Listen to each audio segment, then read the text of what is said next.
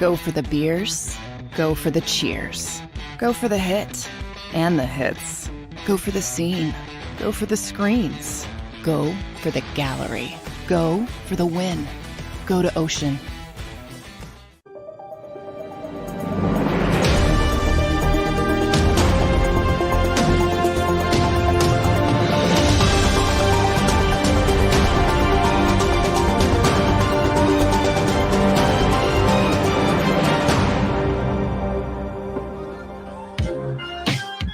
Here we are on a Tuesday. What's happening, everybody? We are Sports Take, JAKIB Sports YouTube Network. That's Barrett. Guys, Mickey Mouse shirt on.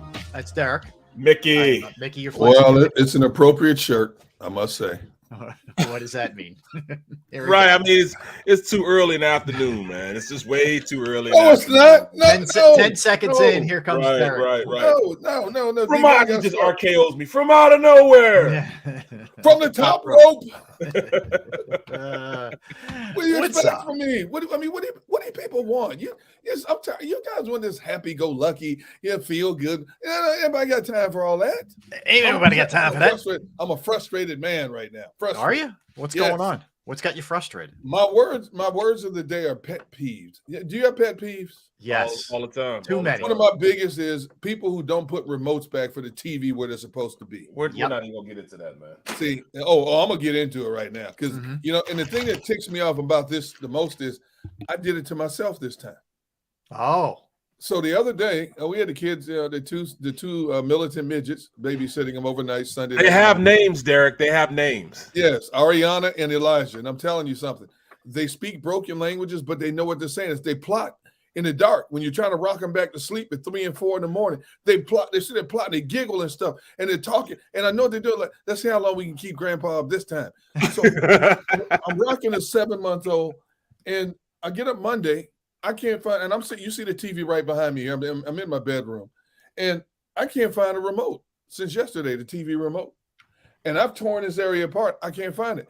So my oldest daughter, who will FaceTime us, every day in the morning, so we can talk to the kids. I got to a point. I'm so frustrated. I blame the 6-month-old. I said, check his diaper, see if he put it in his diaper. Oh, man. You better hope that's not where it is, man. I'm telling you, man. I can't figure this out. I don't lose remotes. Everybody else. So you know what I told my daughter to do? My other daughter, Tina. I said, Tina, what do you call those things that you can stick on remotes so that when they're lost you can find them? And she said they're AirPods. Oh yeah. You like some of them you can whistle and they'll whistle back at you. Or you have they're called Apple AirTag, and you get a 4-pack. Oh. And my daughter, and I said, how much are they? And she goes, click the link. because she's working down the hall in her room. She goes, click the link. So I just clicked the link. Oh, heck no. Well, I got $90. How much? $90. No, it's worth it for your sanity, though. It's worth it for your sanity. Do you have them? No. Then why is it worth it for my sanity? Because I'm the king in my house, man. You what? I'm the king in my house. Don't move my daggone remote. I'm the king. And do they listen? I didn't say they listen. I just say I'm the king. Yeah, I got to do with them listening. Let me tell you something. I said I was the king for years, and I would say at least 20, 25 years. What's this M-Rez? Don't be cheap. Ain't about being cheap, man.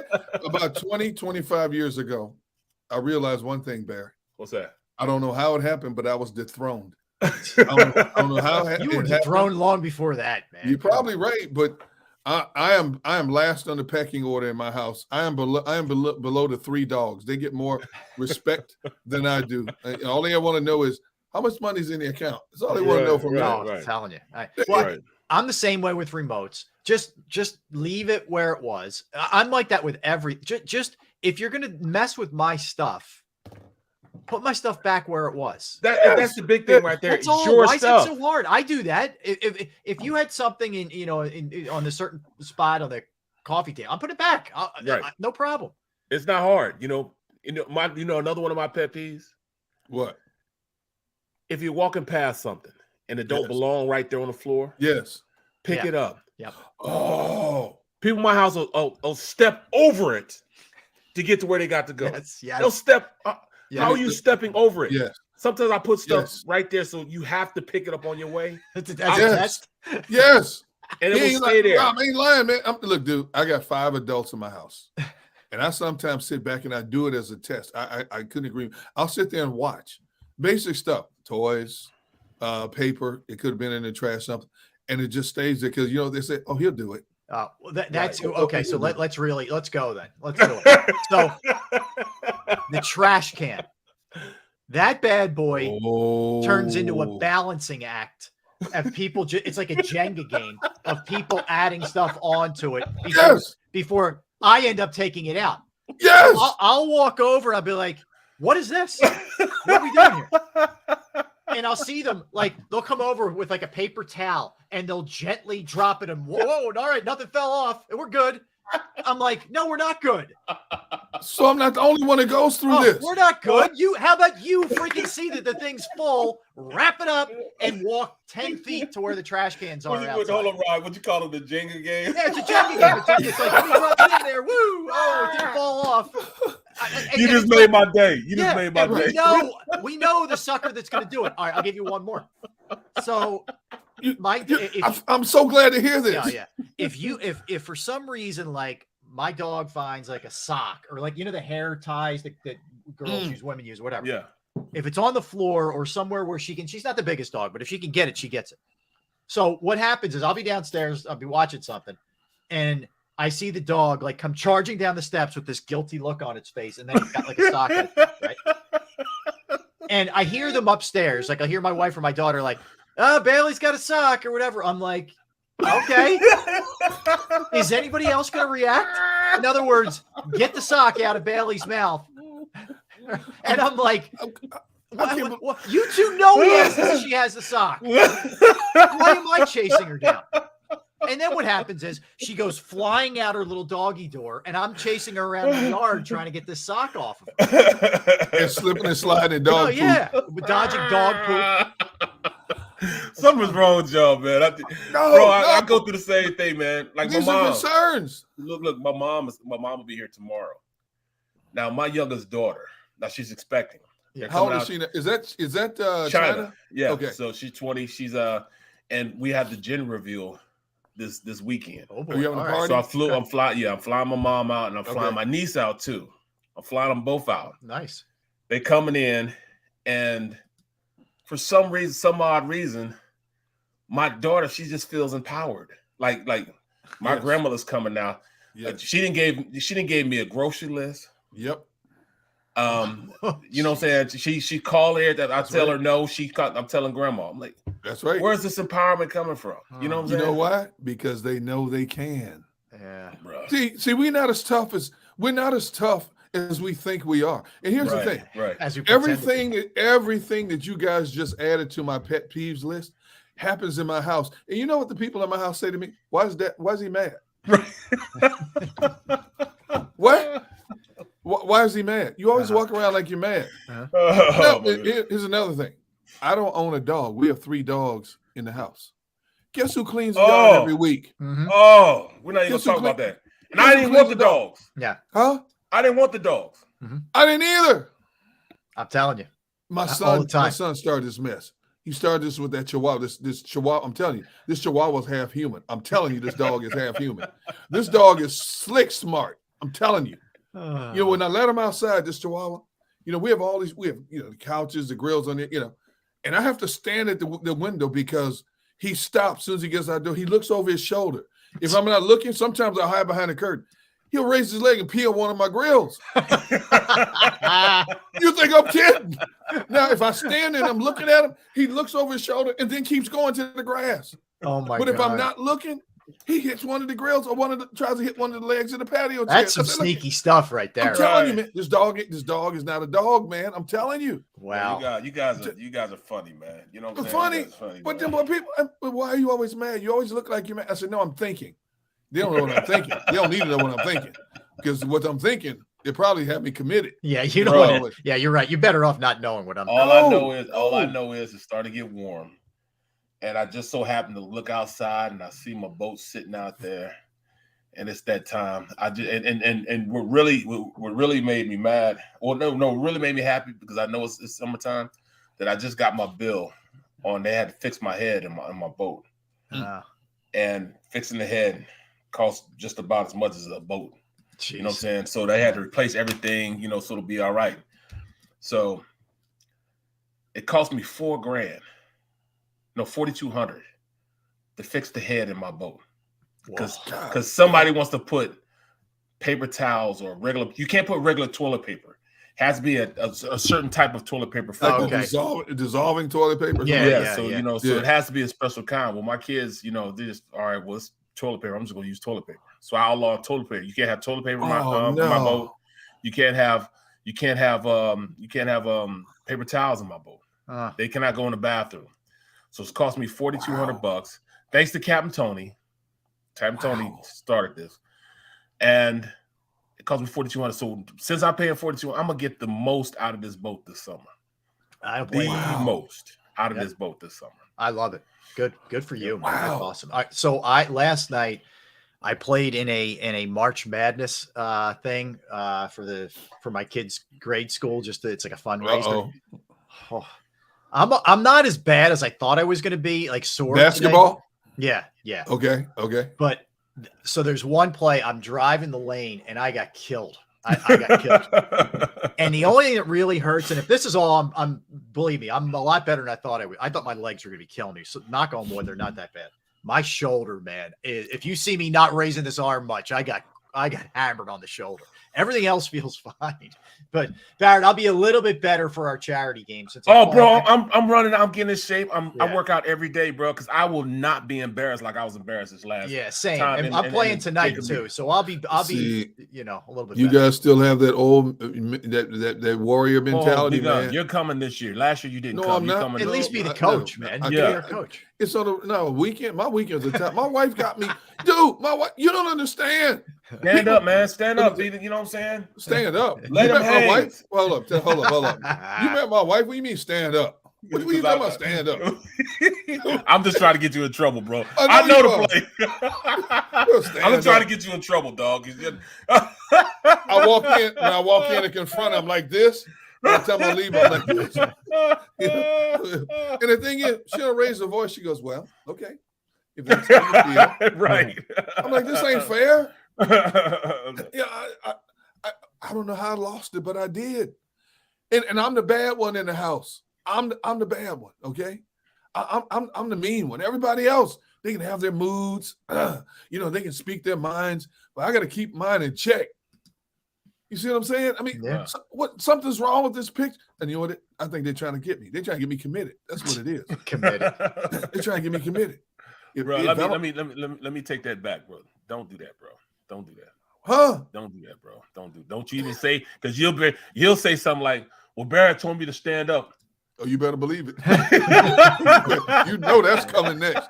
You know, honey, I was talking to Barrett. That's your first mistake. That was your first mistake talking to Barrett. Yeah. Well, does Barrett live here? No, but Barrett. No, this should go. Well, let me talk to Barrett. I'll get a phone. Hello. Yeah. You know what he do, Rob? Now, Trish, you know, D-Gun lying. I ain't never said anything. He's gonna throw you under that bus. Your head will be spinning. You won't even know what hit you. Man. See, the next one I got to try. It'll be backed over you like 5 different times. See, I got to try this next because my wife started talking about how, you know, Rob is such a nice guy. He seems like such a nice guy. And I'm like, yeah, okay.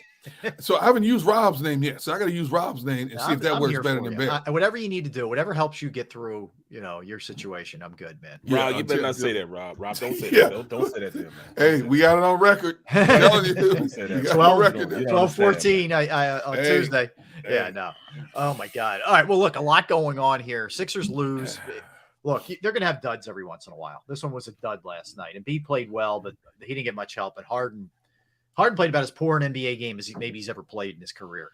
2 for 14, 0 for 6 from 3, 1 free throw attempt, 5 turnovers, and 5 points. That's as bad as Harden's probably ever played in his life, let alone an NBA game. But, Doc Rivers said afterwards his foot's hurting him. Okay, I don't know. But that you shouldn't lose to the Bulls there. And the problem is you're so tight in the race right now in the East that you need every win you can get. And granted, they've been playing awesome. Was it 8 straight they had won? So I'm not going to kill him. It was just one of those kind of bummer games. And Embiid fouled out. It went to double overtime. They just didn't have enough. But they lose last night. Phillies are 9 days out. Have you guys, ever asked you about this? Have you watched any of the World Baseball Classic? A little bit, yes. A little bit. Just a little bit. You know, and I was going to talk to you guys about it yesterday, but I had to go to my doctor's appointment yesterday. But man, I'm enjoying that, man. I like that, you know, the World Cup. Now, is it good for the players? Because some big time players getting hurt right now. Yeah. But I think it's good for baseball. I like it, man. I think if it draws more interest from either kids or casual fans or fans who aren't maybe big fans of the game, and brings them in and helps to carry that over into the baseball season, I think it's great. I think it's great. Look, that was exciting last night. Japan hit a walk-off. It wasn't a home run. It was a double, basically, against Mexico. And it was exciting. Like, it's pretty cool tonight. The USA going for the whole thing here, the world title, whatever they call it, against Japan. And you could have Ohtani in relief going against Trout, two teammates. That's pretty freaking cool, man. Yeah, that's awesome. Yeah. That's awesome, dude. That's going to be exciting. But it was a tough game, man. Mexico played hard, but they just didn't have enough, man. But Eagles fan is crazy, man. He going to put Harden was in playoff. Wow. We'll talk about it later, but that is everybody's greatest fear is he's not going to show up in the playoffs, or he's going to be hurt in some way and not be himself. Hey, man, come on, man. Like, I can't kill the guy right now. I'm not either. He's had an excellent year. He's played phenomenally. The past month and a half, 2 months, bro. So, you know, long story long, it's gonna be a long trip into the playoffs. I'm saying it right now. You know, and we joked unmercifully before Christmas about, you know, when is he gonna have the hamstring issue, and he has been there from start to finish up to this point. No question. And so I can't knock him. You know what? Every dog has its day, and the Sixers and Harden had an off night last night. You know, like Barrett, you weren't on when we were talking about this yesterday, but I said two things. Number one, when we went on our 1 week hiatus prior to that, the Sixers were 4.5 games out. Before last night's game, they were within 2 games out, and we're in second place ahead of Boston, which has really stumbled over their last 10 games. Okay, so they dropped a half game behind Boston after last night's loss, but they're still right there, Bird Dog and Milwaukee, neck and neck with Boston. And I still believe I want to have the number 1 seed. You know, I know you said just get into the playoffs any way you can. I want the number 1 seed because if I have to face Milwaukee or Boston in a finals, I want that 7th game. If there's a 7th game, I'd much rather have that game on my floor than to go into enemy territory and play that game there. There's no question about it. I like where the Sixers are right now. It's going to be, I mean, this last, 3 weeks of the season is going to be interesting in the East. Yeah. Rob and I were this. Yeah. Let me ask you, I'm sorry, I didn't mean to interrupt, man. So, well, you did, but go ahead, bro. We family. We family. You can do that. Oh, I'm on point today. Right. Because it's going to be a long 3 hours a day. I see. You on fire. But what would you rather have? Than the number 1 seed in the East, or both Harden and B go into the playoffs healthy? Why can't I have both? Because we're in Philly. You can't have both. We do Philly, man. We're in Philly, so we can't have both. Wait. Milwaukee's playing all their guns. Boston's playing all their guns. They're thinking they're going to be healthy when they get to the finish line. Why can't I have a healthy Sixers team and a race to the finish line? Why can't I have both? Because we just can't. Because in order to win, in order to go into as a first, number 1 seed, yes, you mean you have to play everybody as much as you can. Boston and Milwaukee's doing it. Why can't I? And I'll tell you something. We can't do that. Our guys can't do that, man. I don't want them to do that. And Barrett, I said this 3 weeks ago. I said it 2 weeks ago. I said it last week, and I said it yesterday. Watch out for the Knicks. Keep an eye on the Knicks. I think the Knicks are a dangerous team, even though they're up and down. But I'll tell you something. They're very athletic. They get up and down the floor. They can shoot. You know, they make a lot of mistakes. But since they made those trades and shored up that team, that's a dangerous team to watch. I'm telling you. But I want to be healthy, and I want it for number 1 seed. I can have it all if I want to. No, you can't, man. We're in Philly, bro. You just can't. Why do you think that? You know, that's somebody has to break this Philly jinx. Why can't it be this team? And that's the point right there. That's the point I'm trying to make, man. Go Lakers. Who's Tyler Bolis? Go what? Go Lakers. Man, get out of here with that mess. Go Lakers. Well, I'll tell you what struck me. I'm watching last night. They had a tribute to the 40th anniversary of the '83 team that won it. Doc and all those guys. Okay, the real Doc, Dr. J. Yeah, right, let's be Doc clear. was there. Wow. I saw them all last night, man. Yeah, no, it was great. It was I saw them all last night. But what struck me is, and I'm not saying this in a mean way, it like hit me as like Dr. J is my favorite athlete ever. Let me just be clear. He's my number one guy, period. And I loved that team. It's a shame though Moses passed away. It was a bummer. And Billy Cunningham wasn't feeling well, so he wasn't there. But most of the other guys were there. But it struck me like how old these guys are. Like I'm looking at Doc and I'm looking at Bobby Jones, and I'm like, wow. And it's not a knock on them. It's just, it's been 40 years since this team won it. And Doc said it himself in his speech. He's like, 40's way too many years, man. Like we need these dudes. Like these dudes now need to do their thing. And he was kind of imploring them, like, come on, let's end this thing. This is ridiculous. It's been this long. But that's what struck me.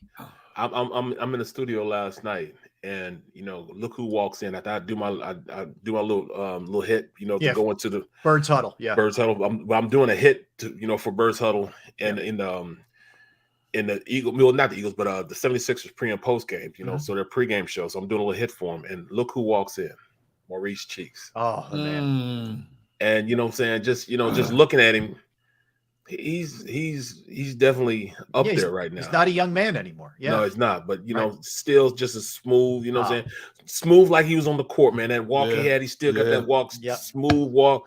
And it made me also think of, man, we're talking about going to the second round. Right. That guy right there won it. Yep. Won it all. Yes, he did. That's right. So I mean, yeah, you're right, man. Absolutely. Why can't we have it all? Why can't we go in healthy? Why can't we, be the number one seed? Yes. Why can't we have a player that's MVP? Why? Preach it. Why can't? Preach it. Preach it. You're right, Thank you. man. You're right. Thank You're you. right. I want it You're all. Right. I don't want any partials. And that was me. I had a Negadelphia moment right there, and I apologize to everybody. Don't let that happen again on this show. Right. Daggone it. I feel you. We don't have those kind of things here on this show. Let's feed on this for just a moment. 1983 was 40 years ago. Yeah. Think about that. Yep. Wow. 40 years ago. Where were you guys in 1983? A young lad. Yeah, I was around. I actually went to the parade. I went to the parade. Yeah, I went to the parade. It was at the Vet. Believe it or not, it finished at the Vet. That's where they finished it because I mean they wanted it outside. It was warm, whatever. But yeah, somehow I don't know how my dad pulled this off. He finagled us into the dugout in one of the dugouts. What? So we were in the dugout as the Sixers were making the rounds, like on the baseball field on the turf, or I guess it was baseball during that time of year, and it was crazy, man. It was crazy. I remember I had this little broom, this little brush, like dustpan thing, but with the brush part of it, because they swept out the Lakers. And we were all waving the brooms, but it was crazy, man. It really was. It was a wild time. But yeah, I was a little kid. I mean, the Sixers haven't won it in 40 years. The Flyers have been 48. 48 years. 48 and 40 for the two winter teams, man. I mean, that's just insane. Now I'm trying to figure this out. I'm looking now because I brought that up in 1983. I was working for CBS in Milwaukee, and I'm trying to remember if that was the year. I came here for the first time ever to Philadelphia. They played Milwaukee in a game 7. And Milwaukee, the Bucks were one of the favorites to go to the finals that year. And Milwaukee came in here and lost that game 7. And I was sitting right there courtside underneath the basket. That wasn't 83 because they beat the what Bucks year was that? in 5 games in 83. Okay. They played the Bucks a lot during those days, Derek. It might have been it might have even been 82 or 80. Well, it was the year I was working in Milwaukee because I was working for CBS in Milwaukee from 82 to 87. It was probably 82. Okay, 82 then. Yeah, they came in and lost that game, and I was like, wow. Yeah, like I think I was in 6th grade. I think I think that's. I'm not trying to make you feel old, but I'm just what I'm pointing out is how long it's been. Wow, more than anything else. So yeah, it's been a bit. It's been a bit. Yeah, I was just a wee little lad. Yeah, Barrett was a twinkle in somebody's eye. He was out there hanging outside of White Castle trying to get free burgers. Bro, you just don't know, man. Yeah. Did you indulge in your White Castle during the off week? Did you get your White Castle? No, there were no White Castles in Florida. Oh. I didn't drive up the road because I was basically, on this off week, I really did some stuff around the house. I worked on my truck, got my truck, had to, staycation. A little wiring issue on my truck. So, worked that out, man, worked the bugs out there, put a new stereo system in it, put new carpet in it. So, yeah, man, I mean, she's ready to rock now, bro. I mean, it's looking good. So now I can tow my boats around.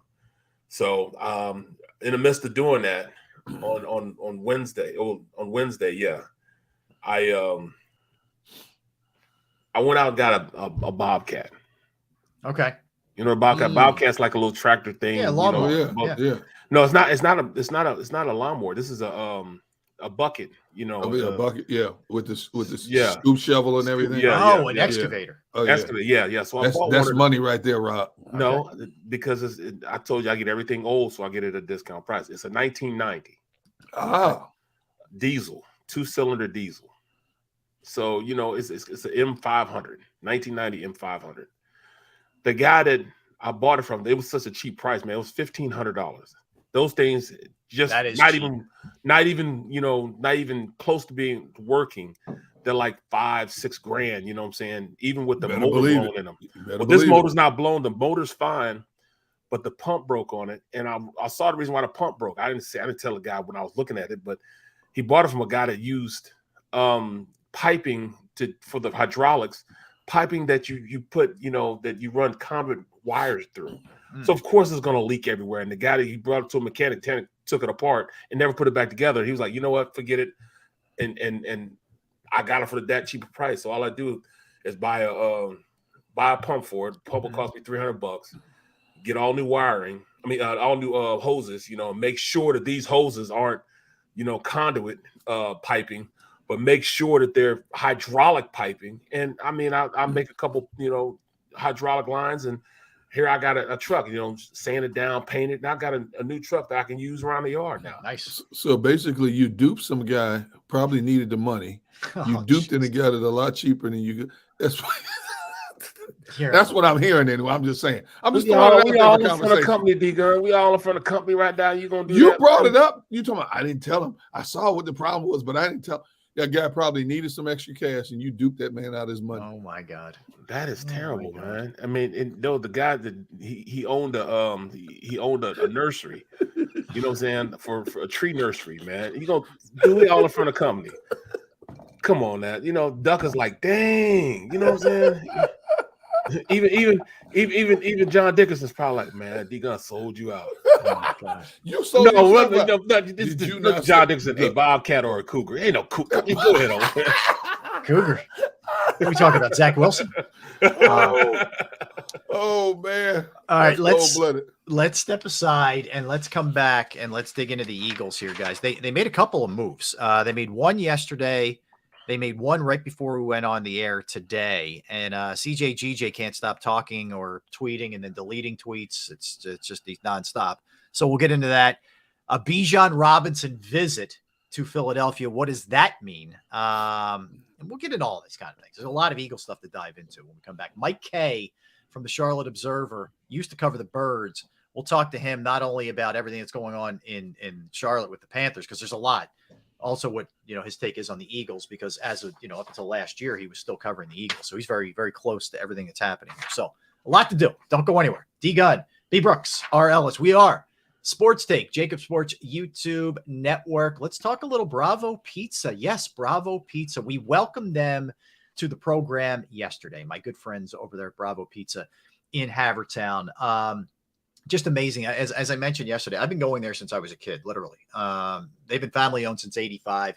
Alex and his crew, they're open 7 days a week. The food is fresh. And what I mean by that is you're not going to walk in there with some heat lamp over everything. No, scrap it every single day. You're getting fresh food. And you know that when you go in there to sit down to eat or pick it up or whatever the case may be. It's not just sitting under some heat lamp. They have 20 different styles of pizza. They have slices to go. I love the upside down. It's my favorite. It's not even close which my favorite is. I go in there, they know upside down. Let's go. Boom. In and out of there. And it's unbelievable. The customer service is unreal. But the other thing, in addition to the 20 pizzas, is they have what you call that you name it, they'll make it. Okay. When it comes to pizza, you want to get a little crazy, get a little unique, something out of the box a little bit. Bravo Pizza in Havertown will accommodate, but it's not just pizza. It's fresh pasta. It's sandwiches. It's salads. It's wraps. It's wings. You name it. I've had all of it, and it crushes. It absolutely crushes. But the other great thing about Bravo Pizza is they're committed to the community. They have fundraisers for charities, for schools, for little leagues. Proceeds go to those organizations. Now, easy to follow along because there's specials every single day. And the way to do it, just go to their Instagram or Facebook page at the Bravo Pizza of Havertown for all the daily promotions and specials. Address 1305 Westchester Pike in the Manoa Shopping Center in Havertown. 1305 Westchester Pike, Manoa Shopping Center in Havertown.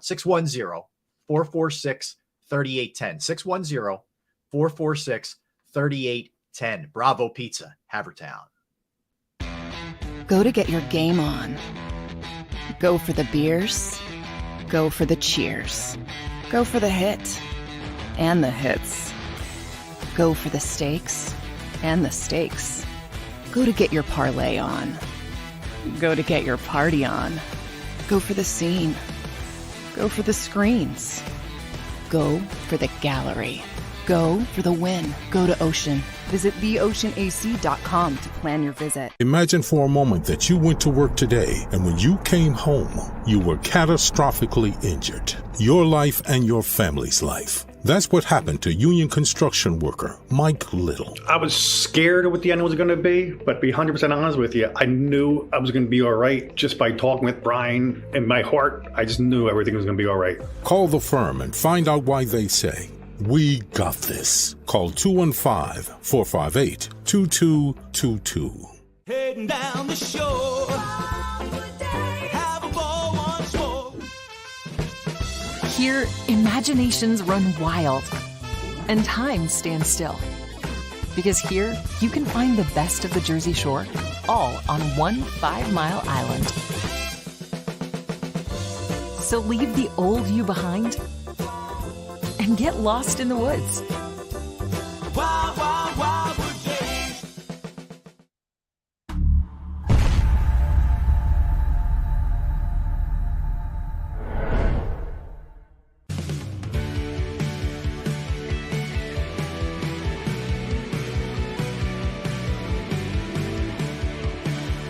My name is Fran Salerno, and I'm a managing director here at Del Valle Insurance Group. Been in the business for over 36 years, saving people money on their insurance needs. Give us a call. Let us help you custom design an insurance plan that meets both your needs and budget.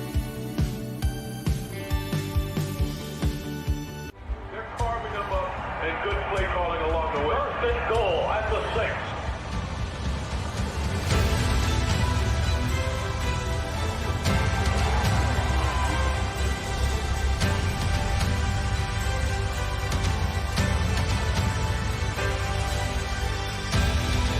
On the field of life, First Trust Bank is there for you. Champions on 3. 1, 2, 3. Because Philadelphia dreams deserve a Philadelphia bank.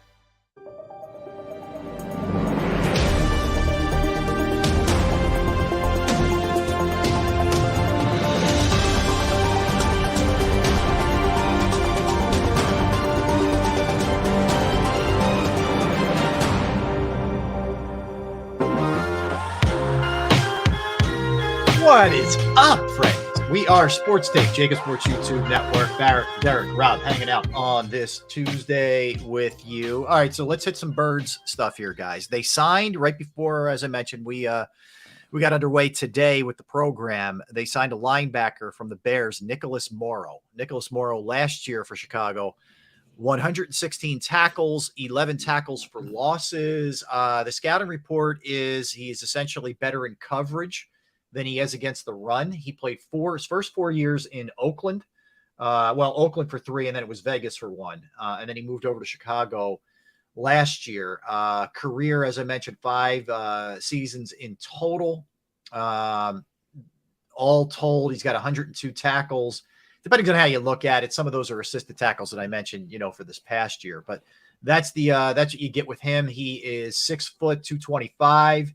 He's 27 years old, comes out of Greenville is where he went to college. He grew up in Huntsville, Alabama. He was, he's a guy who is, I think, a solid pickup is the way I would categorize it. He isn't a Pro Bowler or anything like that, but solid. Here's what it tells me. Now, he made 11 tackles behind the line of scrimmage, okay? Yep. And how many total tackles did he have? 116. So that tells me those numbers can be a little funky. Just that tells me 105 tackles probably with downfield.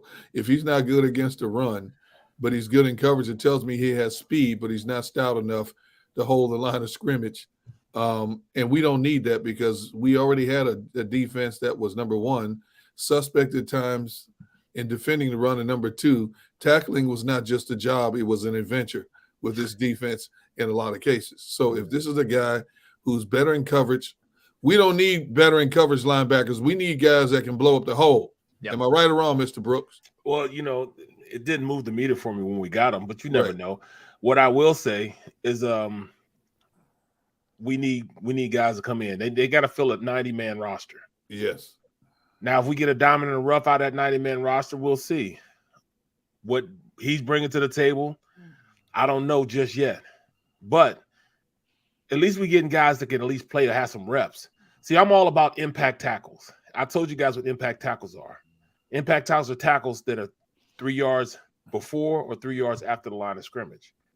When you can make plays like that, I've seen a lot of guys like Singleton. What's that, Singleton? Remember Singleton? Yeah, with the Broncos. He'd have like 150 tackles. Yep. But they'd be 10 yards down the field. Right. Yes. I don't need those type of stats. Exactly. You know what I'm saying? He's a converted safety, guys. He was when he was drafted in college, he came out as a safety. What tells me he can run? That's Kazir White. Kazir, very similar. You're right, yes. Barrett. So they the Raiders converted him. He missed his last year in Oakland, which was the 21 season. He missed the entire year with a broken ankle, and then he played last year with the Bears. So he might have some potential, man. I mean, 116 tackles is nothing to sneeze at. Who knows? No matter where they are, but it's I need impact tacklers. I need because right now I know Nakobe. I know for a fact. I can't know for a fact because he hasn't done it enough. I know that Nakobe can play. We know he can play. We definitely know that. Him being a starter in the NFL is a lot different from him being even at the University of Georgia, where the SEC, you got to be a baller to be in the SEC if you're going to be good, if you work for your salt. He was a number one linebacker in the SEC when he came out. Last year, he was able to sit down, see what the league was all about, had some pretty good guys in front of him. Given opportunity, he went out and made some plays when he had that opportunity. Mm-hmm. So we know he can play. Is he big enough? He's been this size his whole life, as he stated before. So we'll see what's going on. But I need some guys that are going to flash. And I was looking at linebackers in the draft. There's a couple guys that move the needle, but it's not like I've seen before, like when Queen was coming out and all those guys were coming out. I don't see necessarily those type of linebackers. A lot of rush ins, a lot of edge players, but I don't see the big time middle linebacker type of player. There's one kid out of Arkansas, plays outside linebacker, long, lanky kid. Played at Alabama, didn't get any reps, goes to Arkansas, balls out in the SEC, becomes all SEC. But we'll see. We'll see. In fact, let me look at I was looking it up in this draft report, man. While you look it up, the Colts gave Gardner Minshew 3.5 for 2023, at $2 million available in playing incentives, so that could get up a little bit. But that's dirt cheap to get him. That's the kid's name is Drew Sanders from Arkansas. Okay. 6'4", 233 pounds. 6'4". Yeah, 6'4", rangy guy. I can see him coming at. He's a first round. He's a first round guy. Yeah, first round guy. Or the kid from Clemson, Trenton Simpson. Now Trenton Simpson is an athlete. He can run. He can play. He's somebody I look at in that first round also. Not necessarily around 10. Both of these guys are gonna be after 10. I'll tell you what's a shame. Not shame, but Jeremiah Trotter's kid's only a sophomore. I know. Had he had another year under his belt and was eligible to come out, how freaking cool would that have been to have Trot's kid as a linebacker with the Eagles, man? That would have been unbelievable. He had his sophomore year started a little bit slowly, then he went bananas. He went off the rest of the year. He's going to be a beast. So's the young one who's going to West Virginia. Look out, for both of those guys. Yeah, I hear you. It's going to be interesting, the linebacker spot. Let me throw this one at you guys. This is a little curious. Bijan Robinson visited Philadelphia yesterday. They get 30 looks at prospects that they can bring in, and he's one of them. So what do we make of this with the number 10 and number 30 pick? Yeah, we brought him in. He got a free trip here. Well, he got to see Philadelphia for the first time. Probably saw the Liberty Bell, Independence Hall, all that good stuff. You too. I already know where this is going. But I inquired about his presence here, and a question I asked was, I knew you wouldn't consider a running back at number 10, but what at number 30? And the response I got was, we're not taking a running back in the first round. No matter where it is. Anybody who's thinking that they're going to take a running back in the first round. Now the second, third, or fourth round, if that kid slips down the board, that's a little bit different. But if they stay at 10 and 30, they're not taking a running back in the first round. Period.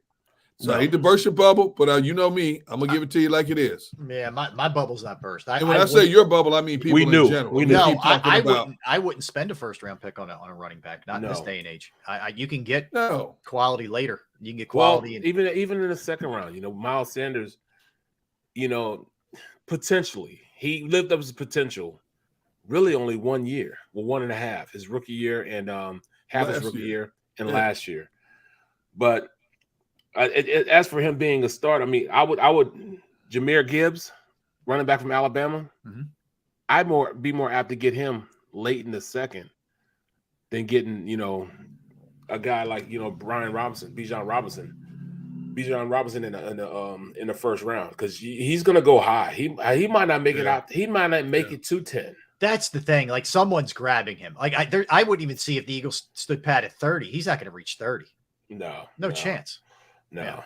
Yeah, no shot. If I'm looking for a running back in the second, third, fourth, fifth round, any running back that's played for Georgia, Alabama, Florida, Ohio State, one of those schools, I'm considering seriously. Any running back that has played for any one of those programs, I got to take a serious look at, because more times than not, I'm not saying they're going to be Hall of Fame running backs, but early on in their careers, they're going to be a good addition to your backfield. Played out of those programs. Yep. So those two schools in particular, even Texas, when you got a running back outside of Bijan, because they're not taking them in the first round. Again, let me emphasize that they're not going to take a running back in the first round.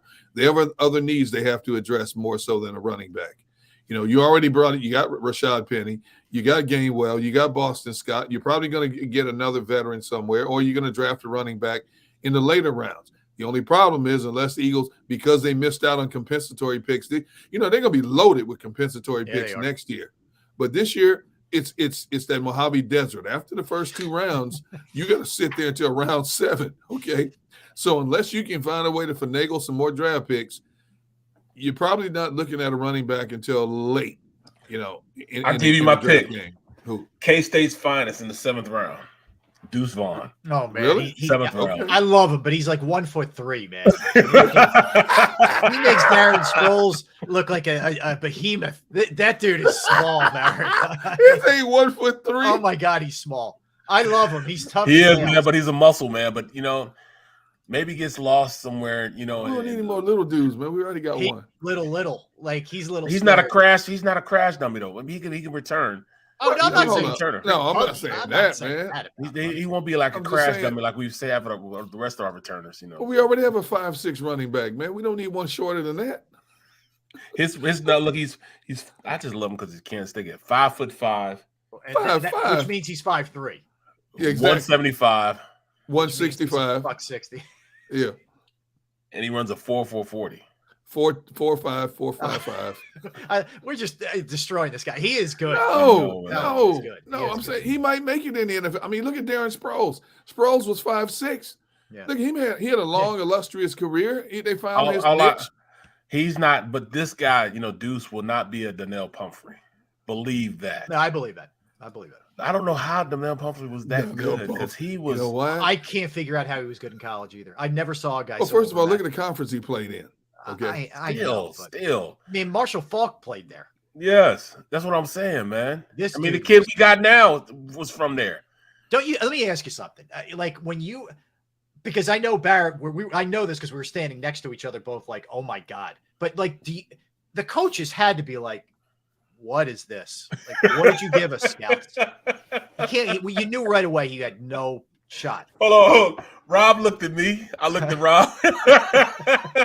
Because here's what. It looks so bad. I'm like, wait a minute. My trained eye is not what Barrett's trained eye is. Maybe I'm not seeing something. Like, I would have said, Barrett's like, nah, dude, I know it looks bad, but no, Barrett was like, dude, it's bad. Like, You should have saw the look. He gave me the look like. I was like, oh. He was like. Because we were right in his little station area. And we were watching them. They were doing other stuff, and they were scrimmaging, and it looked awful. He looked awful. And whoa. Anyway, yeah. You know, I'd have gave you something like, yeah, man, but he could. I was like, bro, it's bad, bro. Yeah, it's bad. That's when I know it. I'm like, all right, all right. So that was the other thing. But can somebody get to CJGJ? Okay, so like a couple things, dude. Seriously. The strangest, here's what I don't understand. And this is like, I get some of this as a byproduct just of social media. I believe me, I get it. Okay. But a piece of this thing, like he's on this whole thing now where now the fans didn't want him. They disrespected him and he's deleting tweets and all this other stuff. Like, first of all, what fans were screaming for them to get rid of CJGJ? Exactly. Exactly. Like, I get everybody to a man were saying, sign him. Yes, bring him back. Bring him back. Yes. So, again, I don't know if there's like one, if you're taking one out of a 500,000 or whatever, and you're singling that up, but like, come on, dude, stop. Like, stop tweeting, deleting. There wasn't a one, man. Everybody till he went on and said that, that the Eagles respected him, was on his bandwagon. Right. I've never seen something shift as fast as it did with CJGJ because they shifted on him real quick. You know what I'm saying? Yeah. they were like, oh, I'm glad he's out of here.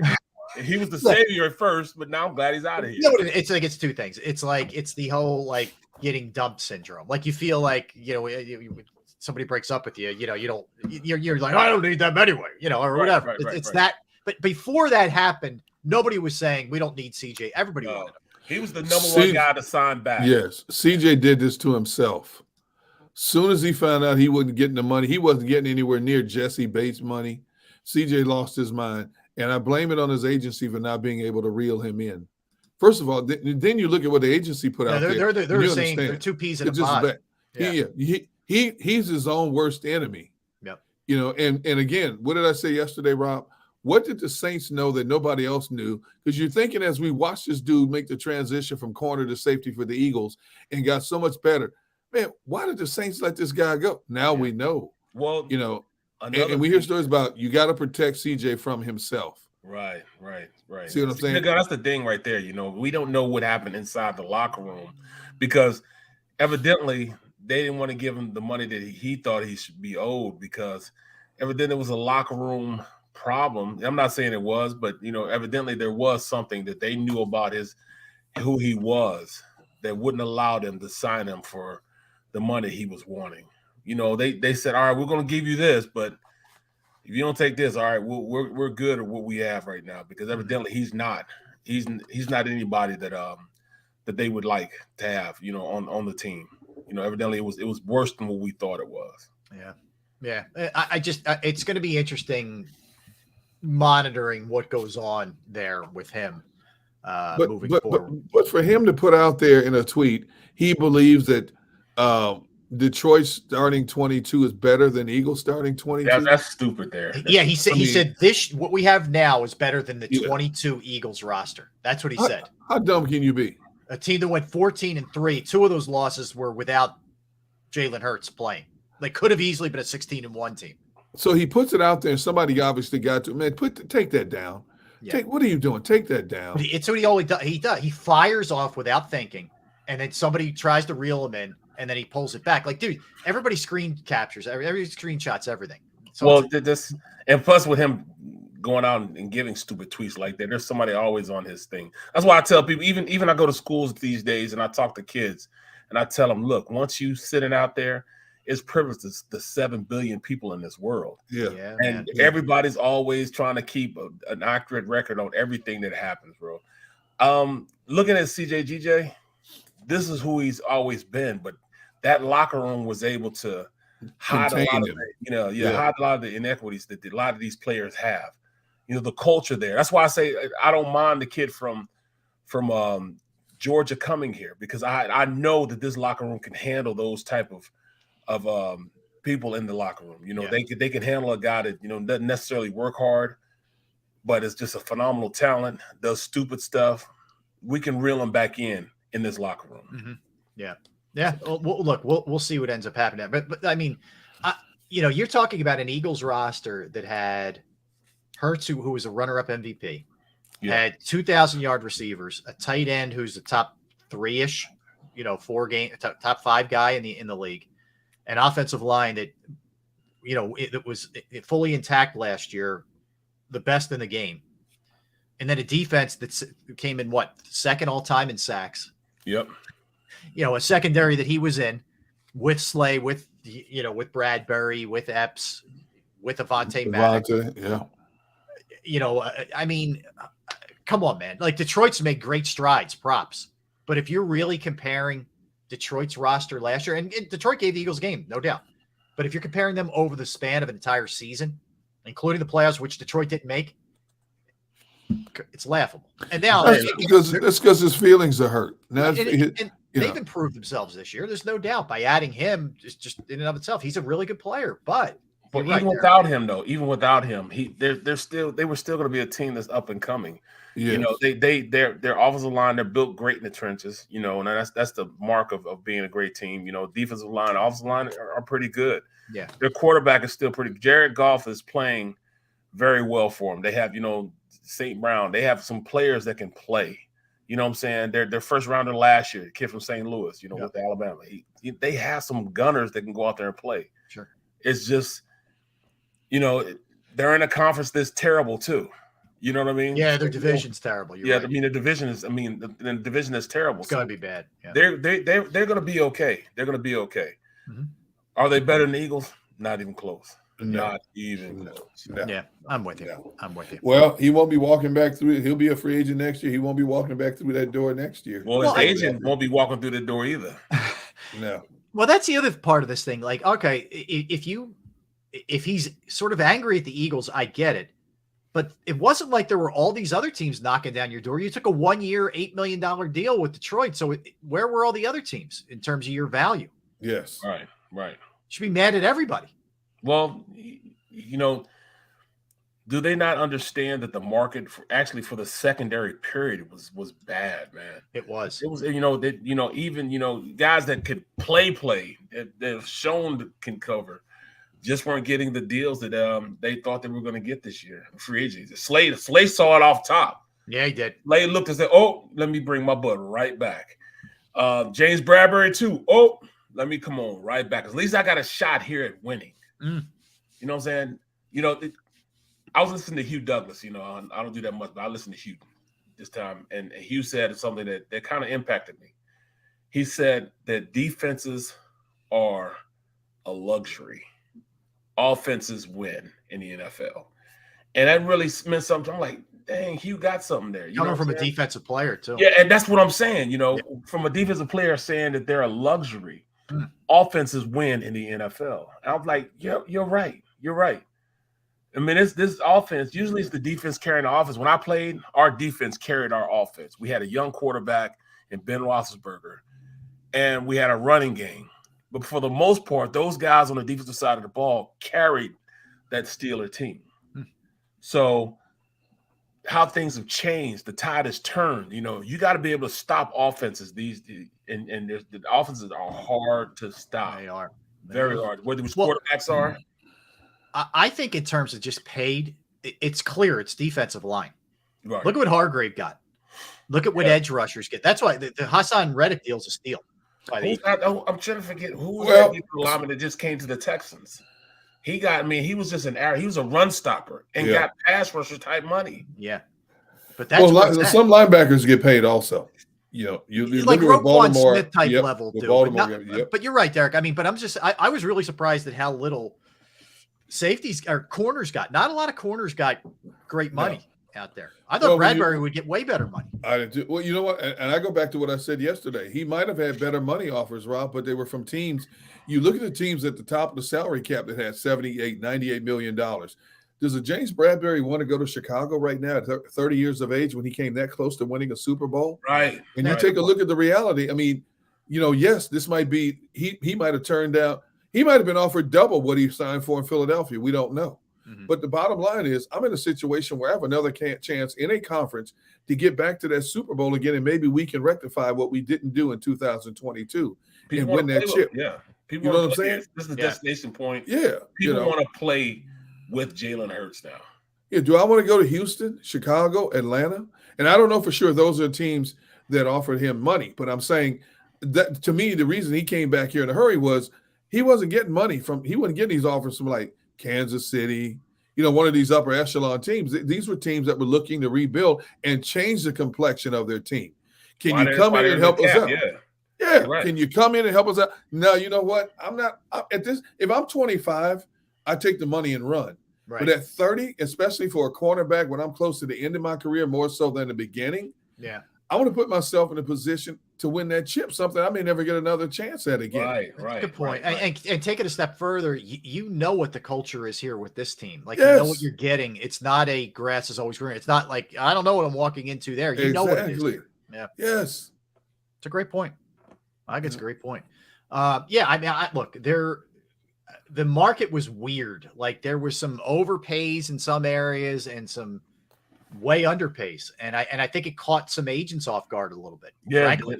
And Barry, it's their job to know that, and I think they were kind of like, that's why the whole Slay thing was so weird. It was definitely weird, but once you really looked at it, look at what transpired, before Slay and Bradbury decided to come back, in Dallas.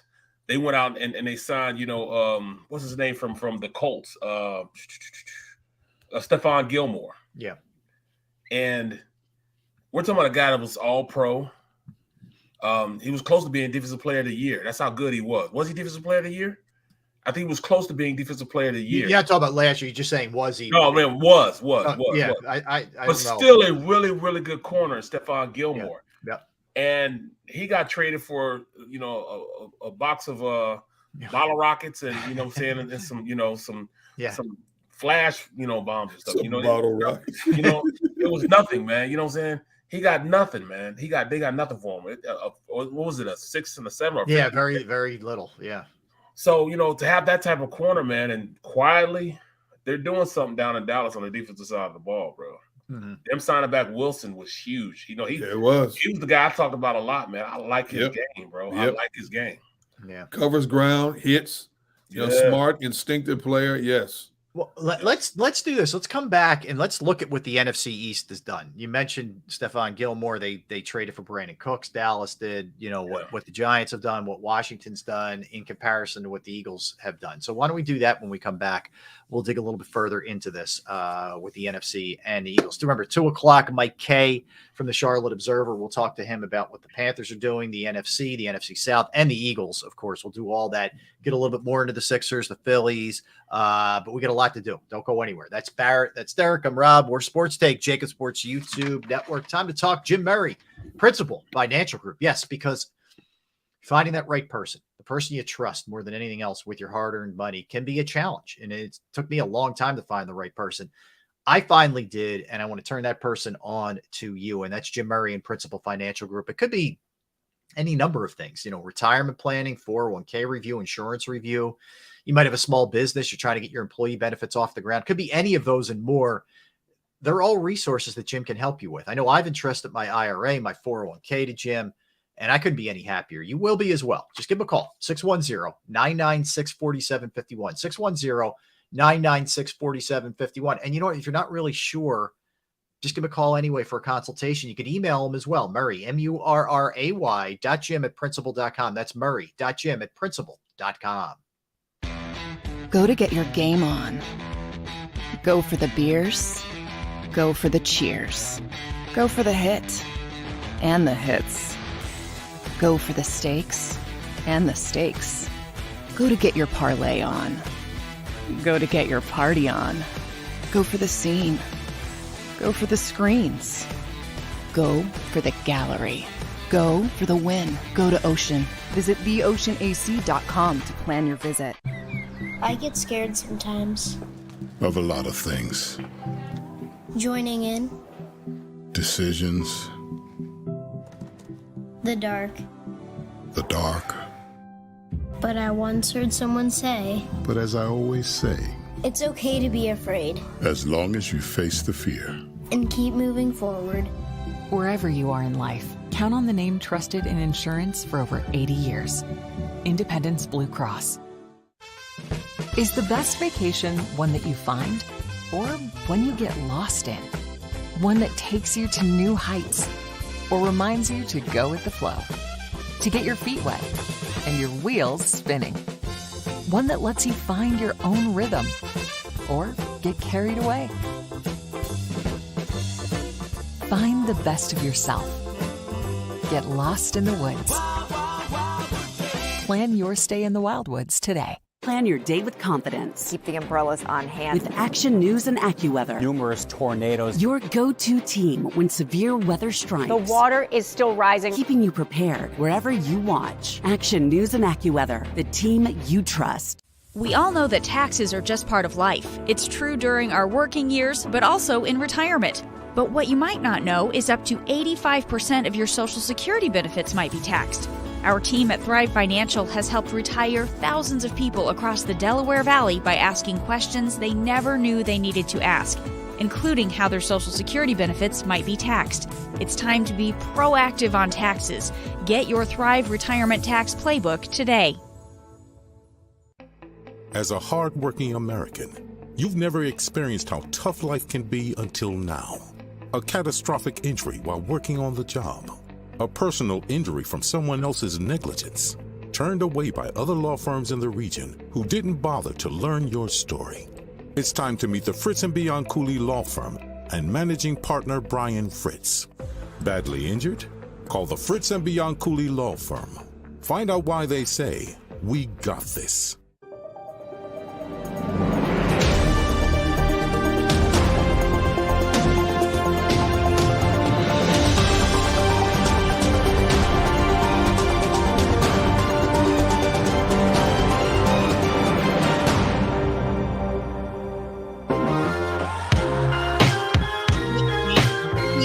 All right, we're back.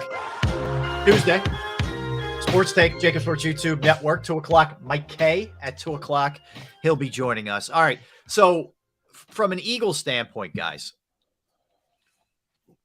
let's jump into the losses and the ads here. They lost Hargrave. They lost CJ They lost Edwards, White, and Epps. That's 5 players on the defensive side of the ball. They also lost their offensive coordinator, or the defensive coordinator, excuse me, and their offensive coordinator. But their defense, I'm just doing the defense right now. DC, linebacker coach, secondary coach, and then Joe Casper, I forget, what was he, the assistant secondary coach? I forget what he was. Anyway, lost a good amount, okay? And then you go to the other side, they've lost Sayamalu, they've lost Miles Sanders, Zach Pascal, Andre Dillard, among others. There's been a decent amount of turnover. Now, they brought back some really quality players too, and they added some pieces. Rashad Penny was added as one of the running backs, and they're still working on some pieces. The signing they made today with Nicholas Morrow, among others. You look at where the Eagles are. Let me start there, and then we'll get to the other teams in the because right now we don't know who the starting safeties are going to be necessarily. Is Reed Blankenship good enough to be considered a starter? That's the big thing right there, man. Yeah, I can't say he is. I mean, right. I don't know. I didn't see enough to feel confident he's a starter. Right. And people are acting like, oh, this guy's the savior. I'm like, bro, he had 2 really good games. And I'm not going to hate on him, man. He had two really good games. He came in, he filled in admirably for a guy who never took NFL snaps, a guy that undrafted, came in, turned our eyes. I just knew during the preseason that every time he had an opportunity, he flashed with the ugliest number in the world. He had some 40 number. Remember that? 49 or something. Yeah. I mean, it was just an ugly number. He made that number flash. And when you can do that, man, he stayed around because they cut Harris over him. Yeah. They did. A starter from the year before. Yeah. They cut him over him. So we know he can play. We know that for a fact. Where is he as far as his development and being an everyday starter? We'll see. I mean, he has great size. I don't know if he's fast enough. We'll see. He does have game speed. You know what I'm saying? But I don't know, if he's fast enough to be that big play guy. Yeah. In order to be that center safety, bro, you got to be able to make plays and run. Mm-hmm. And I think he got shown a little bit by a really good quarterback, but he also got a pick from a really good quarterback. A-Rod kind of showed him that, he's pretty good, but then he picked him off. But then the young boy came in, Love, and then beat him a couple times. So we'll see. I mean, I like that we have an opportunity. We have people there in place. We do have people in place. Yeah, and look, other than the Kobe Dean linebackers, a question. So, yes. We keep saying Nakobe Dean this, but I think Nakobe Dean's going to have to go through some growing pains also because he did not play as much. He showed one game where he had 14 tackles. He has a capability, but you've got to do it over a 17 game. And that's why I think this entire season moving forward, as we talk about this from now to September, there's so much intrigue with this team. Is this revamped defensive coaching staff the right mixture of coaches to get the maximum potential out of what they will be working with? Will this defense come anywhere near close to what it was? We don't know. Reed Blankenship, everybody's high on Reed Blankenship. He showed flashes. But you know what's going to happen?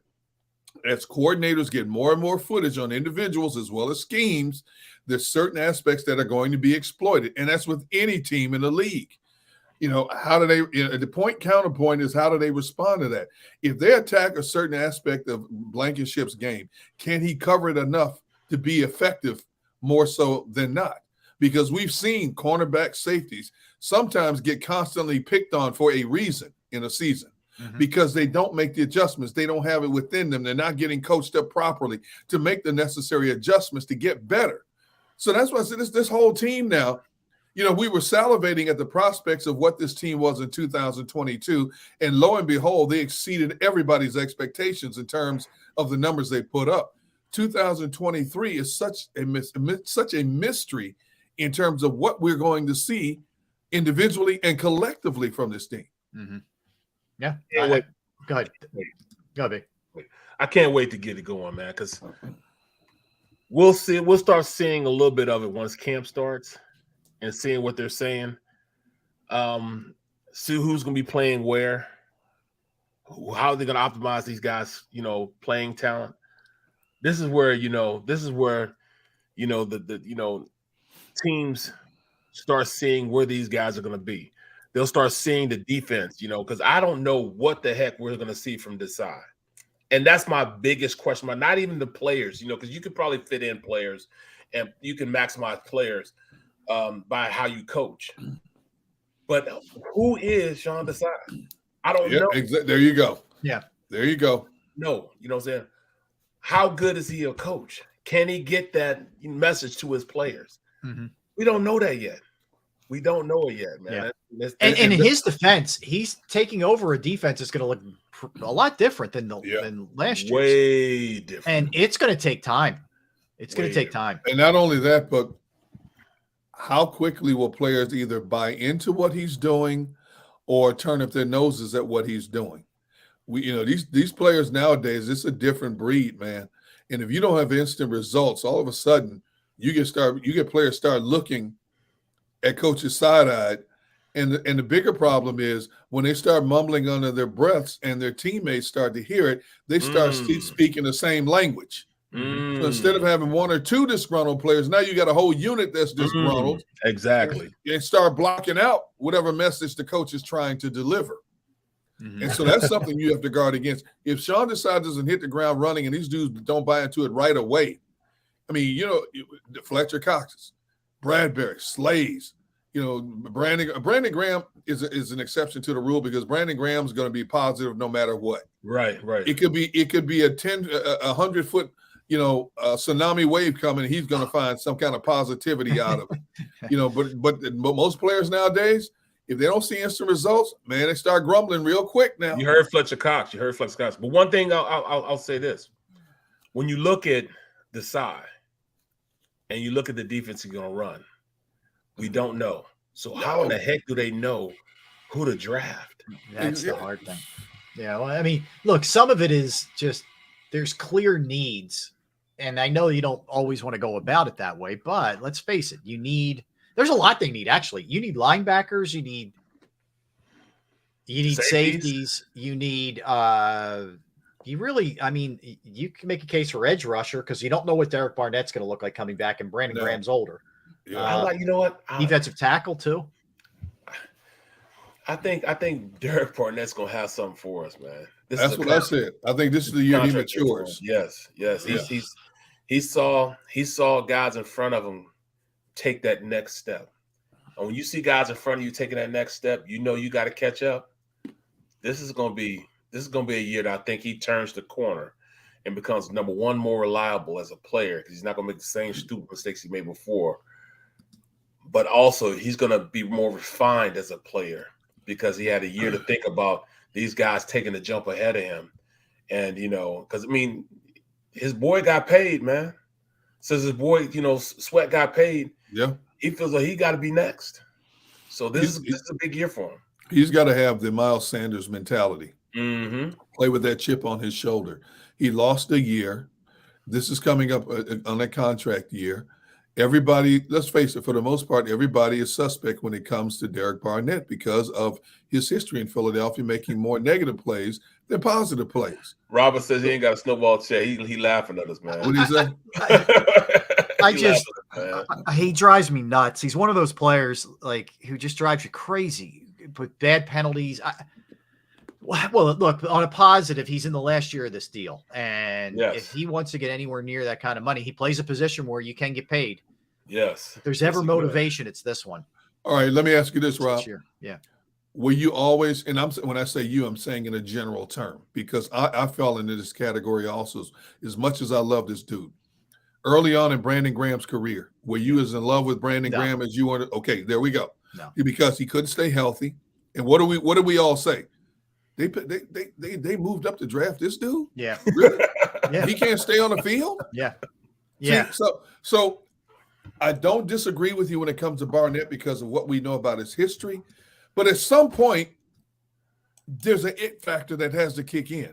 I do think there's ability there. Whether he can ever, free it, I don't know. But he does have ability, I think. Yes, he does. He has ability. He has technique. He's quick enough. He's explosive enough. He just needs to make that transition into being more mature on when he uses it and when he doesn't need to use it. Yeah. Penalties, late hits, and all that stuff, man, has to stop. You get no more excuses. You get no more free passes for that. If you're going to go out there and be a productive guy in the defense, or you have a seat, man, and let's wait this year out and you can go elsewhere. But, I mean, he wants to be great, man. He wants to be great. And because of that, I think he's going to take that next step in his maturation of being a player in the NFL that's good. You know what I'm saying? He's playing. He's actually out there right now getting ready to have his portfolio be unveiled to 32 teams. I was going to say 31, but he's also auditioning right now for the Eagles too. Yeah. For 32 teams, he's putting his resume out there. This is who he is as a player. Pay me, or I'm just going to fade off into the sunset. Yeah. See, Barrett always talked about he's got this bend, which is crazy when he comes Ankle around bend, that yes, edge. he does. He's got this ankle bend, unlike a lot of edge rushers. He's got the quickness off the snap. He just has to get the mental aspect of the game down in terms of staying focused for 60 minutes, not 35 minutes. He can't be what you label all NFL players. We're gonna get you back for that, man. Who? Mental midgets. Who? Wait, when you say I ain't never call NFL players that. I said always call NFL players. You ain't never heard me say that. Militant midgets. I call my grandchildren militant midgets. Not mental midgets. You ain't never heard me say that, Brooks. Then you just said about me. That's wrong. You wrong for that, man. You wrong. Wrong, Diga. But I've said I will admit I've said the NFL players think they're above the law. Yeah. I have said some players, especially in this day and age of social media, some players mentally just don't get it because they go out and do some of the same stupid things other players are getting chastised for. I will say that. And they're calling them mental midgets. No, you got a lot of highly intelligent, successful pro football players out there. Well, that have done great things. To call me one of those instead of calling me a mental midget, man. I will tell you right now in front of everybody, I have a lot of respect for what you've achieved as a person and as an ex-athlete. Now, wait. Oh, that's stuff. Hold on. You hear that, Elizabeth? Didn't you guys agree like you, honey. 5 times? You guys agreed like 5 times yesterday. And now there's this? Yeah, man. God. Who am I doing the show with here? What happened? Exactly. But right, though, I mean, deservedly so. He's got to show us something, man. It's something. Time. Like there's no he's young. Oh, he committed a boneheaded play. He's young. No, that's over. Like it's done. Over. Yeah, we're done. Hey, what is his year? What year is this for him? He got drafted and when?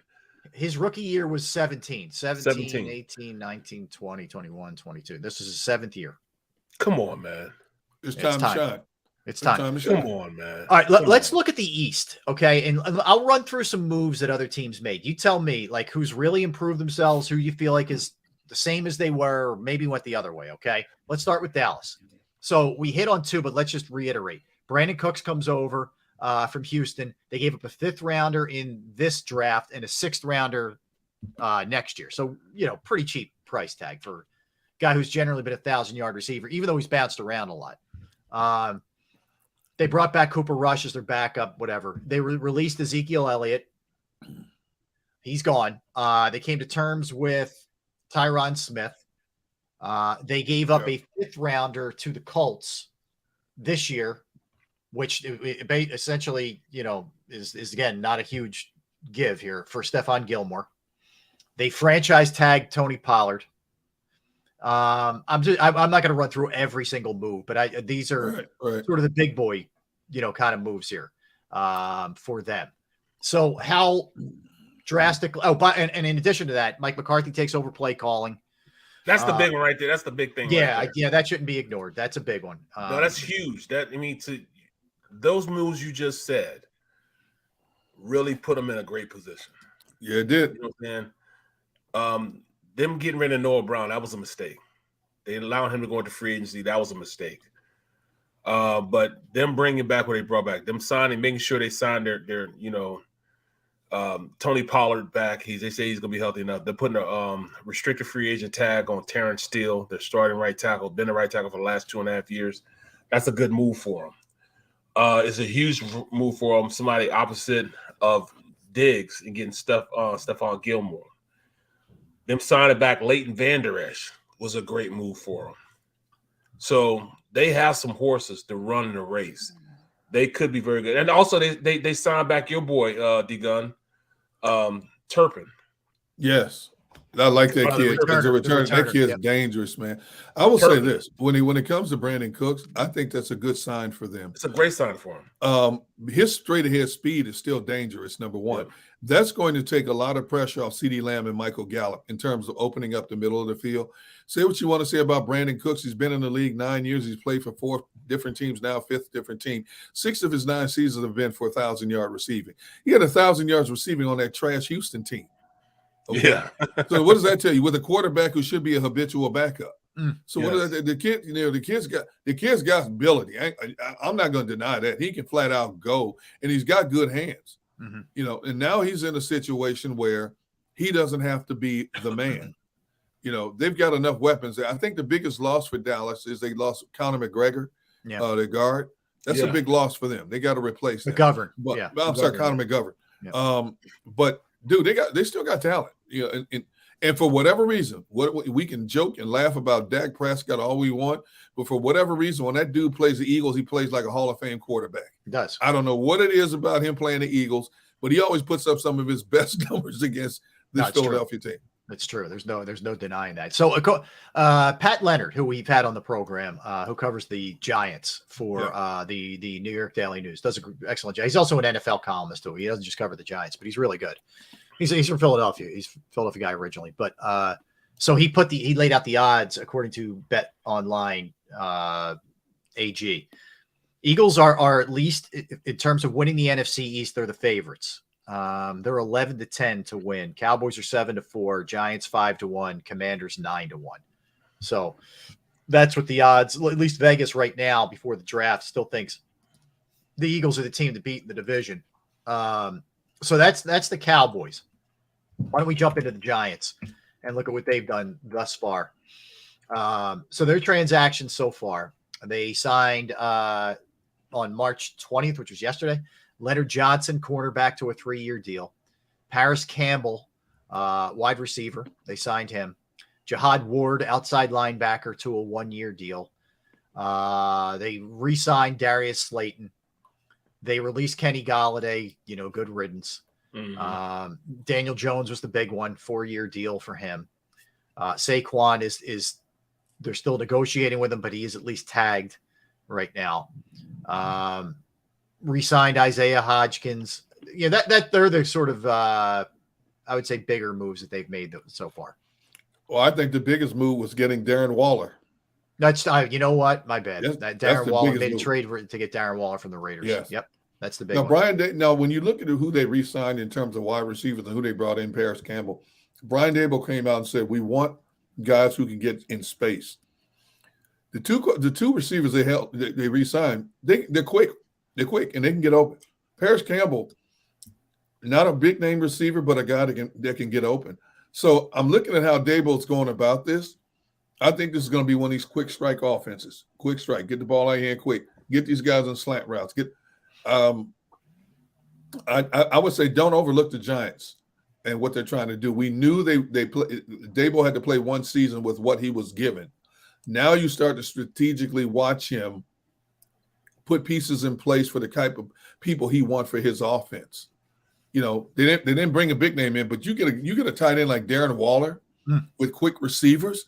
That's a different ball game. Yeah. Can Daniel Jones deliver the goods? Daniel Jones played much better under Dable than he's ever played in his entire career. Now he's going to be in the second year under Dable.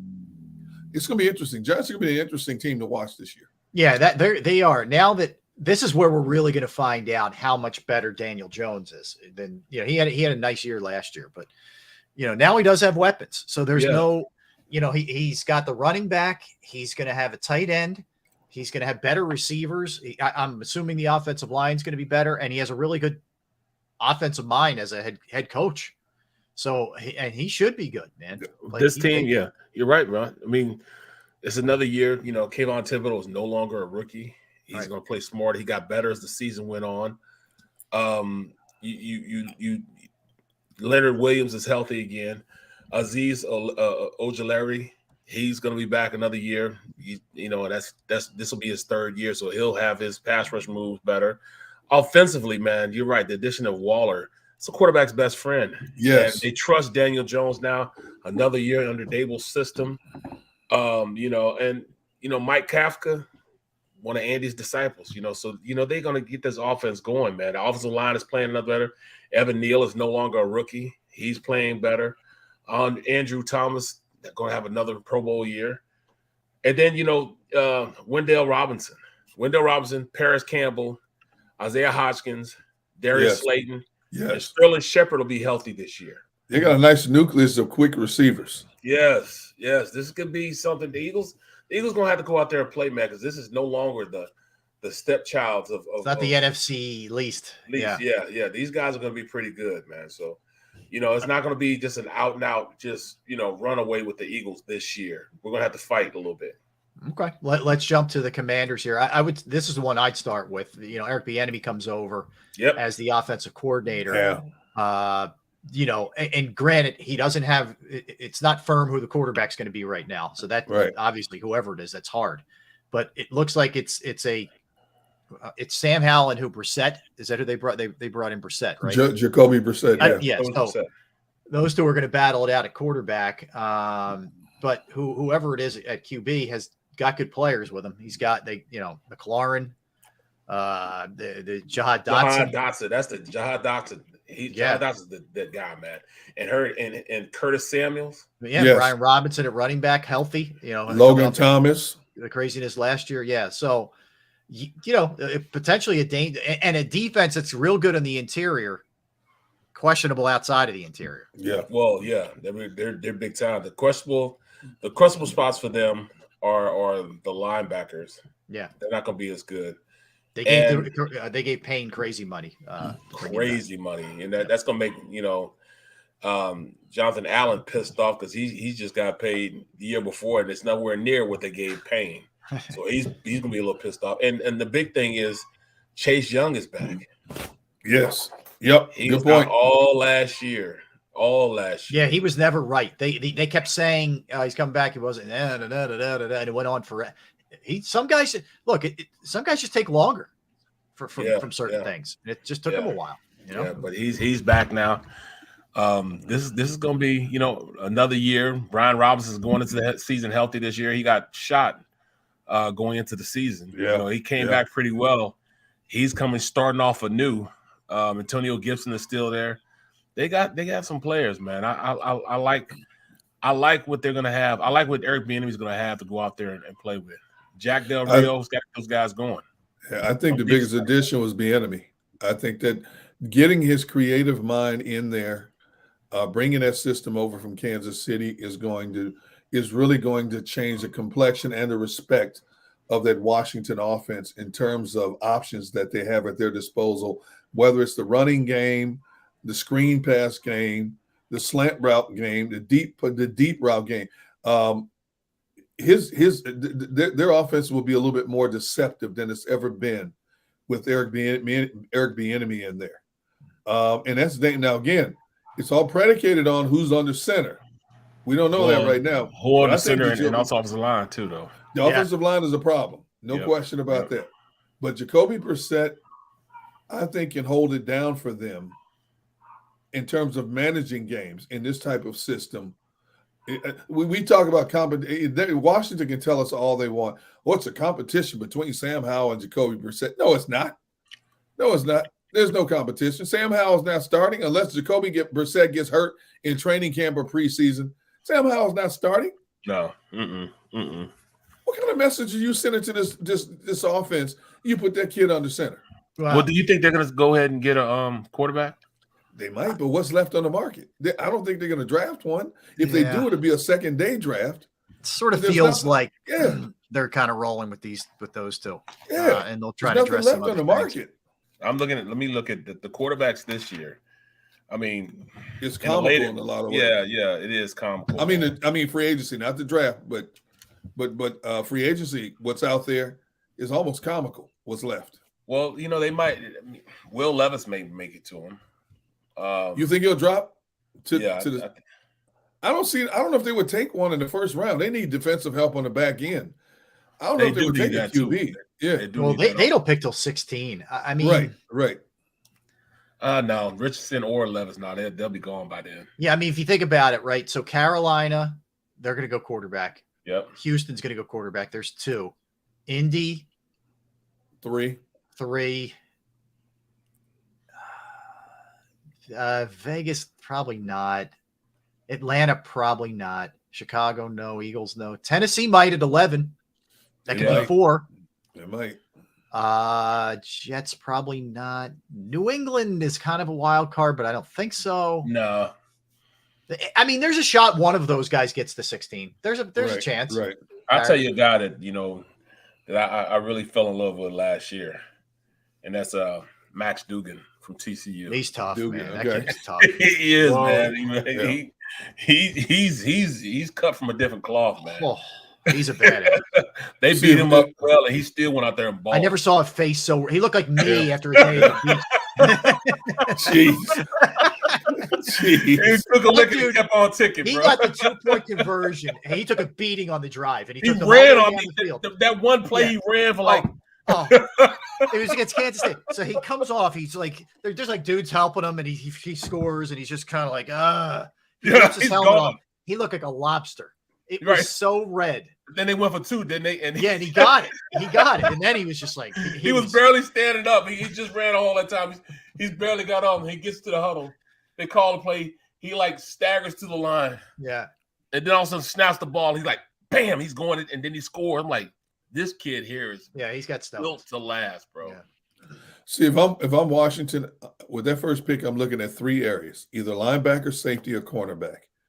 I've got to find one of those players for the future of my team. Yes. The front line is set, defensive line, but you've got to shore up that back 7, and you're in a prime spot at 16 with the wealth of quarterbacks that are going to go off that board early. All these other prominent players are going to drop right in your lap. You have to decide what's the most important thing to you at that point. Do we need a future signal caller in the middle of that defense or on the outside, whatever the case may be? Or do we need somebody? We got to start getting better and locking down the back end of our defense with young talent. And there's enough talent on the board at safety, corner, and linebacker for them to get a player they can plug and play right away. Yeah. Well said. But look, I don't know. It just in totality there, like did these teams dramatically improve themselves? I think they improved themselves. I wouldn't say dramatically, but they got better. Yep. It's definitely going to be a way more competitive overall division. And it was a pretty competitive division last year, by the way. So look, we've said it before. We'll say it again. The Eagles' schedule is tougher. The NFC East is tougher. They're not as talented as they were. Yeah. So this is going to be harder this year. It just is. That's the nature of what it is, Yeah. That's the beast. You gotta play. And this is going to be huge for the Eagles as far as Howie Roseman is concerned. This is where he's going to make his money. Will he be executive of the year after this year? This is where he's going to, they got to say, all right, let me see what you got going on, because you have nothing, and I want to see you make something out of nothing on the defensive side of the ball. Yeah, absolutely. All right, we'll come back. We'll do our NFL segment, and included in that, speaking of Washington, there has been an ad to the Josh Harris ownership group bid for Washington, and it's a big time name. And we'll tell you who, maybe not who you expect, but it's somebody. Yes, Derek. Go ahead. I'm sorry. Finish. No, just another thing on CJ. Sure. Eagles Nation has been posting tweets. I guess he's been tweeting his butt off. One says, Philly fans, call me overrated, LOL. Y'all was just my friend, switch ups. I mean, really? Yeah, that's what I mean. I was talking about that one earlier. It's like, dude, nobody called you overrated. They wanted you back, man. Seriously. They called overrated until you turned on him. He's like a 4-year-old. I mean, let's be honest. He is. Guy with a lot of talent. I'm not saying anything, bro. That's ridiculous. Yeah. Ridiculous. Yep. Yeah. Well, but look, maybe it's why the Saints felt the need to not re-sign him and trade him. Maybe it's why the Eagles were only going to go so far with him, and it's why nobody else made him a better deal than 1 year, $8 million. Maybe at some point, maybe that dawns on you, or maybe it doesn't. I don't know. Your people, Brooks, football players. All right. All right. Let's do all that stuff. Come back. We'll dig into all that. And Mike K coming up at 2:00. So don't go anywhere. We're going to put one in here. Derek, Barrett, Rob, Sports Take, JAKIB Sports YouTube Network on this Tuesday. Let's talk about Pro Action Restoration. Yes, Pro Action Restoration, the place that you reach out to if your home, your business, a property that you own may go through the inconvenience of water, fire, smoke, mold damage, whatever the case may be. The beauty is Pro Action Restoration is on call 24 hours, 7 days a week to assist you. I can tell you from personal experience that I've been through it. I reached out to them on a Saturday. They got out to my parents' house. They stopped. There was a flood in their basement. They corrected the issue. They cleaned it up. The price was reasonable. The crew was great. It was a real big relief kind of situation. They are licensed, bonded, fully insured. They've been serving the tri-state area for more than 2 decades.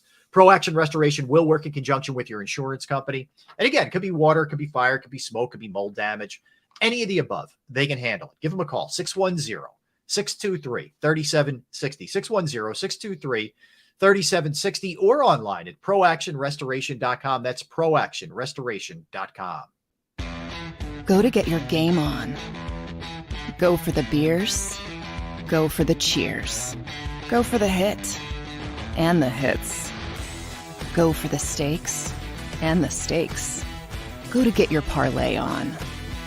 Go to get your party on. Go for the scene. Go for the screens.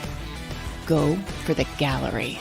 Go for the win. Go to Ocean. Visit theoceanac.com to plan your visit. Imagine for a moment that you went to work today, and when you came home, you were catastrophically injured. Your life and your family's life. That's what happened to union construction worker Mike Little. I was scared of what the end was going to be, but to be 100% honest with you, I knew I was going to be all right just by talking with Brian. In my heart, I just knew everything was going to be all right. Call the firm and find out why they say, "We got this." Call 215-458-2222.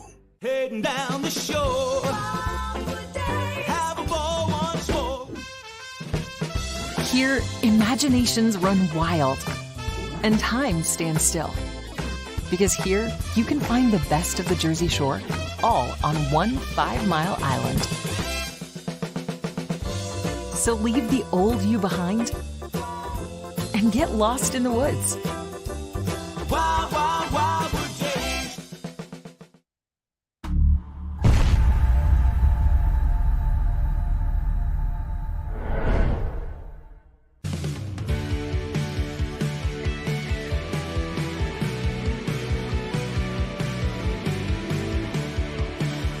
My name is Fran Salerno, and I'm Managing Director here at Del Valle Insurance Group. Been in the business for over 36 years, saving people money on their insurance needs. Give us a call. Let us help you custom design an insurance plan that meets both your needs and budget.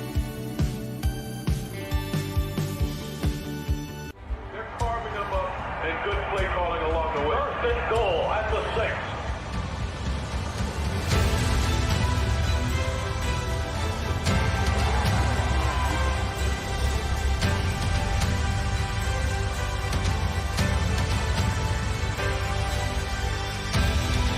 On the field of life, First Trust Bank is there for you. Champions on 3. 1, 2, 3. Because Philadelphia dreams deserve a Philadelphia bank.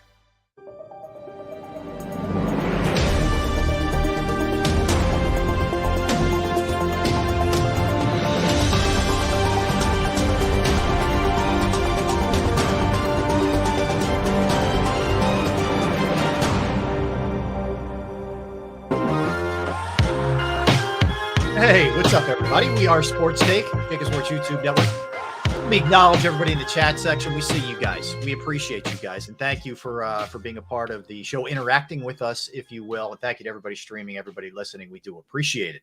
All right, a couple things here, guys. So the Commanders are, I don't know if Daniel Snyder's made it come out officially and said it, but it's pretty obvious. It's the worst kept secret there is. They're up for sale. And we knew that Josh Harris, the Sixers owner, was interested in buying them. He's taken on a partner in a group bidding for the Commanders, and that partner is none other than Magic Johnson, who has a piece of the Lakers, or the Dodgers, by the way. He used to have a piece of the Lakers too. He gave that up when he went into their front office, but he is an owner of the Dodgers and an unbelievable businessman in and of itself. But the net worth, according to Forbes magazine, of the Commanders is $5.6 billion.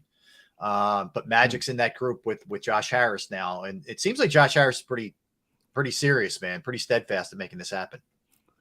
A boyhood dream could become a reality. Growing up in that area, that DC area, watching the Washington football team his whole life, and now having an opportunity to be a owner of this team.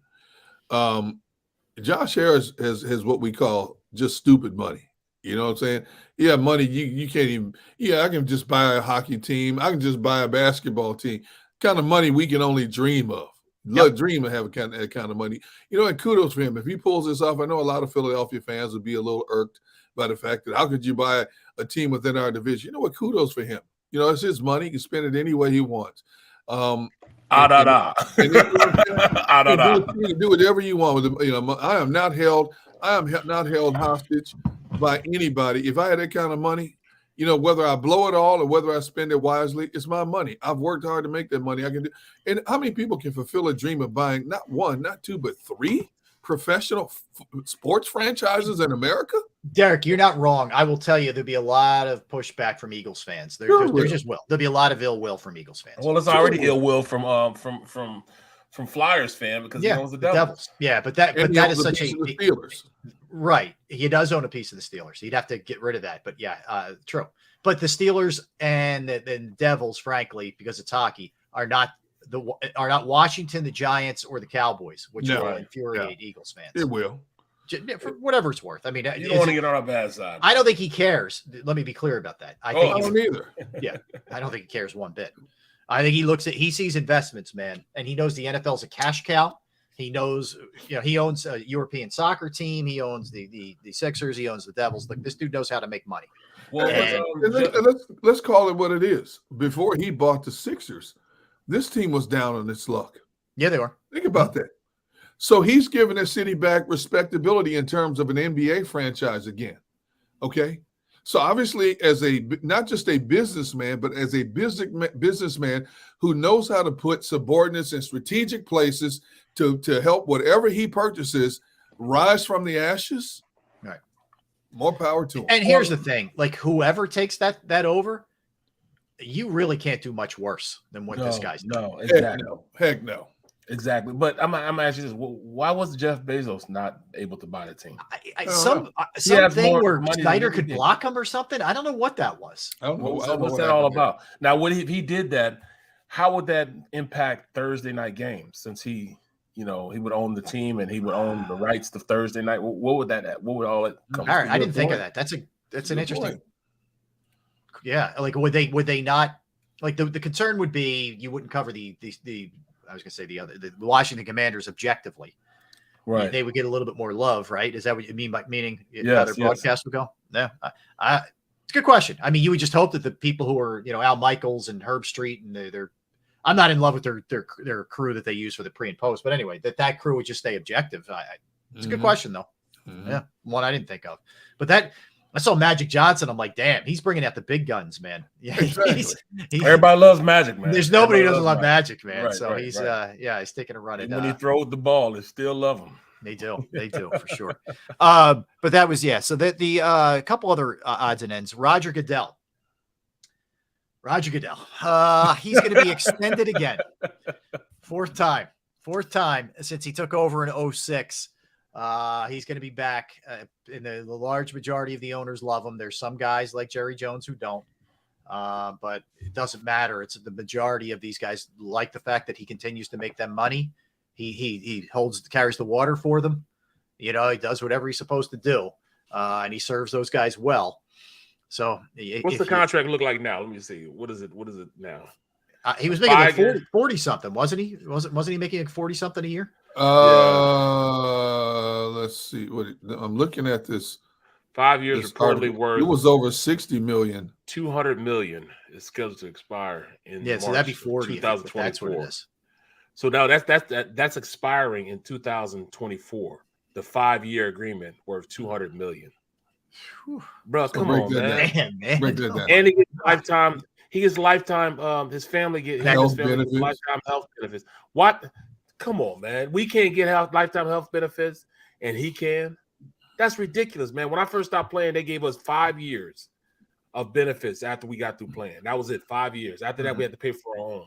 Nobody wants to cover us, bro. I was paying $6,800 a month. That's insane. For health insurance because I was an NFL player for me and my family, dog. Why do you think I work for NBC right now? Yeah. That's exactly why. Because you love being on TV? No, because my health insurance is so expensive. I will say this. When did Roger Goodell ever put on a uniform and put his mental faculties and his life on the line? Now, I understand. To be in that position, when you think about you have to answer to 32 of some of the most powerful men in America. There's a lot of pressure on you every day. Yes. You basically have to be their mouthpiece because they don't want to have to face the music with a lot of issues in terms of equality, hiring practice, the health and safety of players. Owners don't want to answer those questions. So you hire basically a front man, and which is what he is. And whether you like what comes out of his mouth or not, he has been steady Eddie his entire tenure as the head vocal point of the NFL. Well-spoken, well-educated, knows how to deflect certain questions or put them off until further notice. He is the perfect place card for what this league wants from its own. Now, The fact that I just looked at the story, said his total package last year was $60.9 million on lifetime health care, free flying it wherever he goes, helicopter, all this stuff. And players are scraping tooth and nail just to get lifetime benefits, number one, scraping tooth and nail to have a quality of life after quitting a profession, if they're lucky, in their early to mid 30s. And then have to go out in the real world if they don't make a lot of money like the big names in the sport, which most of those players don't, and have to find a real job. And once they kick you out of the league, Mr. Brooks, am I right or wrong? Once they kick you out of the league, you are a forgotten entity. You are yesterday's news. I can't emphasize it enough. A player in the NFL is a commodity. You buy, sell, trade. Yep. And when it's no longer beneficial to you, it's like equipment that's outdated. They toss it aside and get something new. Yep. Plain and simple. Absolutely. And we understand, man. It's a dog-eat-dog world. We're playing with we're playing in an organization we get paid millions of dollars. Well, some guys get paid millions of dollars. The majority, NFL, an NFL contract or NFL, lifetime as far as playing is 3 years. That's why they make it 3 years and 3 games before you qualify for, benefits and everything else. So you have to make it to that 4th year and play. And then practice squad years don't count. So if you were on practice squad 2 years, when I was playing, it was 2 years. If you were on a practice squad for 2 years, and then you play 2 years after that, you still don't qualify for benefits. You don't qualify for it. You got to be on the active roster for 3 years and 3 games before you qualify for benefits after that. You know what I'm saying? So it's crazy. And let me address a couple of these people in the chat room. I won't even say their names because normally I don't address them. They're talking about, you give me this, I'll take care of my own health care. Why is that any different than any other corporate job? Because in any other corporate job, unless you're a policeman or a fireman or something like that, you're not subjected to head traumas after you are done playing and you're still in your 20s and 30s. Okay. You look at some of the players who retire from this game, walk with a limp, cannot go outside without wearing sunglasses. They're constantly having CTE scans to see if they're closing in on things like dementia and Alzheimer's. I'm not demeaning any other corporate job out there, but when you talk about playing a professional sport, which is by choice, okay, just like anything else you do by life, it is by choice unless you're drafted into the military, which we don't do nowadays. You know what? We understand the risk involved, but the bottom line is coming out on the other side. There are detriments that have to be taken into consideration. And when you're talking about a multi-billion-dollar entity that has $100 billion in TV contracts with CBS, NBC, ESPN, and now Amazon, plus YouTube channel coming up, I think it could be a little bit better. And I'm not sitting here advocating just for football players. I'm saying there's a difference in terms of how football players are handled compared to the other sports. In terms of healthcare and things like that. And people just want to blow that up. Well, you know what? You give me $1 million, I'll do this, that, and the other. You're not understanding. You're missing the point. I understand why people make certain comments, but having covered this game for more than 4 decades, knowing players who have come out on the other side, not the way they went in on the other initially, okay? There's a lot that's taken into consideration. And the fact that the NFL has neglected a lot of these things up to this point, they keep telling us, we're getting better. We're getting better at it. You should have been there a long time ago. How many Mike Websters, Junior Seau's, Earl Campbell's do you need to see before and then, people are going into, vets to go through what they go. Man, I would never, ever in life compare, what disabled vets and veterans and people going out there fighting for my country. It's not even close. You know what I'm saying? Not even close. I would never even compare the two of them. That's post-traumatic syndrome. It's not even close to that. Even though we deal with stuff like that, it's not even close. When you're out there risking your life, real bullets firing at you. Yeah, it's totally different. So we're not even putting on that advantage front. You know what I'm saying? That's not even a question. But chill with the this Jim G. See, this Jim G, this is the problem. This is the problem right here. Nobody's forcing these players to play. What about teachers, healthcare workers, police officers, firemen who put their lives on the line, who have to pay for their own health insurance? See, Jim G, if you had open your ears, you would have heard exactly what I'm saying here. You didn't. You heard what you wanted to hear, but you didn't hear my entire statement. And I've gone on record a number of times saying I think policemen, firemen, teachers are some of the most underpaid, underappreciated people in America. No question about that. And I think their benefits should be improved as well. We're talking specifically about football players right now. I'm not comparing them to anybody else. If you know anything about me, you know I've gone on record speaking high. My mom and my aunts were teachers their entire careers.